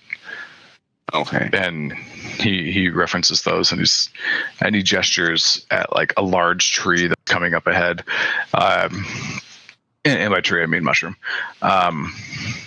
And he gestures like there, rest. All right, so I think that would be a good idea. I mean, he's the one that wants us to deal with these spiders, and he's awfully big, and he's king, and he's saying that we should, probably go to sleep, rest, heal up before we do anything else with these spiders. Yeah. Yeah. I think we should take his ideas into consideration, and we should stop for the night. I agree. Okay. Okay, so you guys do set up a camp. There is enough light that it's a little bit eerie. You don't know what time of day it is. And so, one of the primary purposes of having a campfire is just to provide light, and that's not necessary. Do you guys create a campfire anyways? Yeah, I mean, we're still wet. I don't. Yeah, absolutely. This place is not really giving you a chance to dry off and like de-moisten from your swim. Yeah, it's been great. Yeah, Rumguard's loving it. I say we set up a fire and then put like 2 sticks with a stick across and like hang some of our wet things from our backpack. Try to dry them out a bit. There you go. Sounds good. I also, so like we're inside this mushroom, right? Is that the deal? Or we're underneath it? No, you just found like one particularly large mushroom with like a large overhang. You look up, and it's kind of at the center of like where the stalk meets the cap. It's got those like mushroomy like frills, but it's kind of a yellow that shifts into like a green into a blue by the edge of it, and like you can kind of see up through it, and where the stalk meets the cap, it's kind of like where the bioluminescence comes from, and it is rather thick and round, and it has a dense sounding bark to it. If you like touch the stalk of the mushroom itself, it's not soft, but it's also not like not extremely hard. It's not like a stone or anything.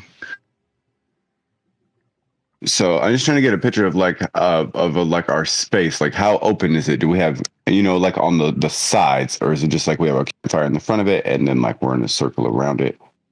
Sure. In this particular one, it's like one large one, and then there's kind of like a trail of like 3 smaller ones that also almost form like almost like a bit of a wall, and then leading in front of it about 10-20 feet, there's the pathway that you could continue going down. Then it's a drop and a little bit of like a cavern, but it's kind of funny. It's almost like that there's a deep cavern there, but you almost feel like you could run and jump off the cliff and like do the Mario thing and just go boing boing boing boing boing across like all the different mushroom tops. So it's kind of like seeing a canyon that's just utterly filled with trees. It's not that tall, really. It's just the top of the flora. And then and this is I'm asking to the party. So like we're gonna set up just because I wanted to do something that way we don't in case something attacks us while we're trying to sleep. So I'm trying to figure out. So there's like these little mushrooms that make like a wall. So we're gonna sleep like towards that kind of right with the fireplace with the fire in front of that, where it would be in front of us. Is that correct? Yeah, you could sleep with your backs to the wall, and therefore, like, you're open to the pit, or you could sleep with the pit to your back, with facing the fire or facing the wall, or you could do something else. I would say back to the wall. So Okay, I would like to do the back to the wall. So then, what I'm going to do is I'm going to cast Guardian of Faith, and it lasts for 8 hours, no concentration. Okay. And so a large spectral guardian appears and hovers for the duration in an unoccupied space of your choice that you can see within range. And the range of it is 30 feet. The guardian occupies that space and is indistinct except for a gleaming sword and shield emblazoned with the symbol of your deity. And then any hostile creature that moves into a space within 10 feet of the guardian for the first time must succeed on the dexterity saving throw or take 20 radiant damage. And then on a failed save, take half. Okay. Kind of like a long-term spiritual guardians thing. Yeah, a little bit. Yeah. So, and then instead of any concentration, it's just cast, and then it's just there for 8 hours, and then we can go to sleep, and it's out there. So. Well, and what's the radius of its behavior? Let's see. Any hostile creature to you that moves to a space within 10 feet of the guardian. Okay, cool. So you guys set up shop, or you guys set up camp, kind of a circle with a campfire in the middle if you want to make a campfire, and then you have this guardian sitting in the front or sitting in the center, so it can give you guys like an extra 5-foot bubble around you, to the outside of you, that it'll attack anything that comes close. Right? Duke, you're muted if you're talking. It stays till 60 point of damage. Okay, so we'll deal out 60 points of damage and then leave. Yeah, so each one that comes in, it does 20, or a saved, it does 10, and then once it does 60 points of damage, it disappears. Okay, sounds cool. So you set that up, and what does the sword and the weapon and shield look like? So it actually is. The shield looks just like my iron shield of battering, and then it's not actually a sword. It's my it kind of looks like my my spiritual weapon. So, but does it match the new Triton that you just got? Yeah. Let's do it that way. I can start to attune to it. Let's do it that way.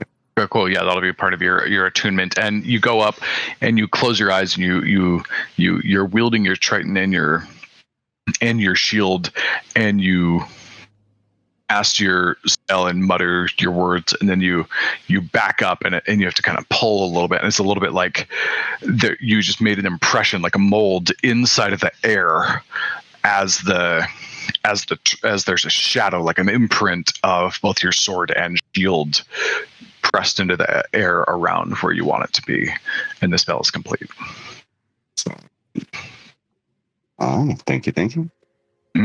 Okay, so you guys are going to take your long rest. Okay, anything else before we wrap the day and begin the long rest? Just set out the things that, like rations and stuff, to kind of dry off. Okay, cool. Yep, you set those up, and you. Sure, we'll set it up and we'll cover mechanics of like what survived, what didn't, next time. Okay. All right, and with that, we'll wrap it up there, and you guys will see how this spider mushroom turf war works with the demons and the golems, and if they're connected, if they're not connected, if this is a red herring. We'll continue on down this wild and crazy journey next time. So we'll see you guys all on Sunday once more.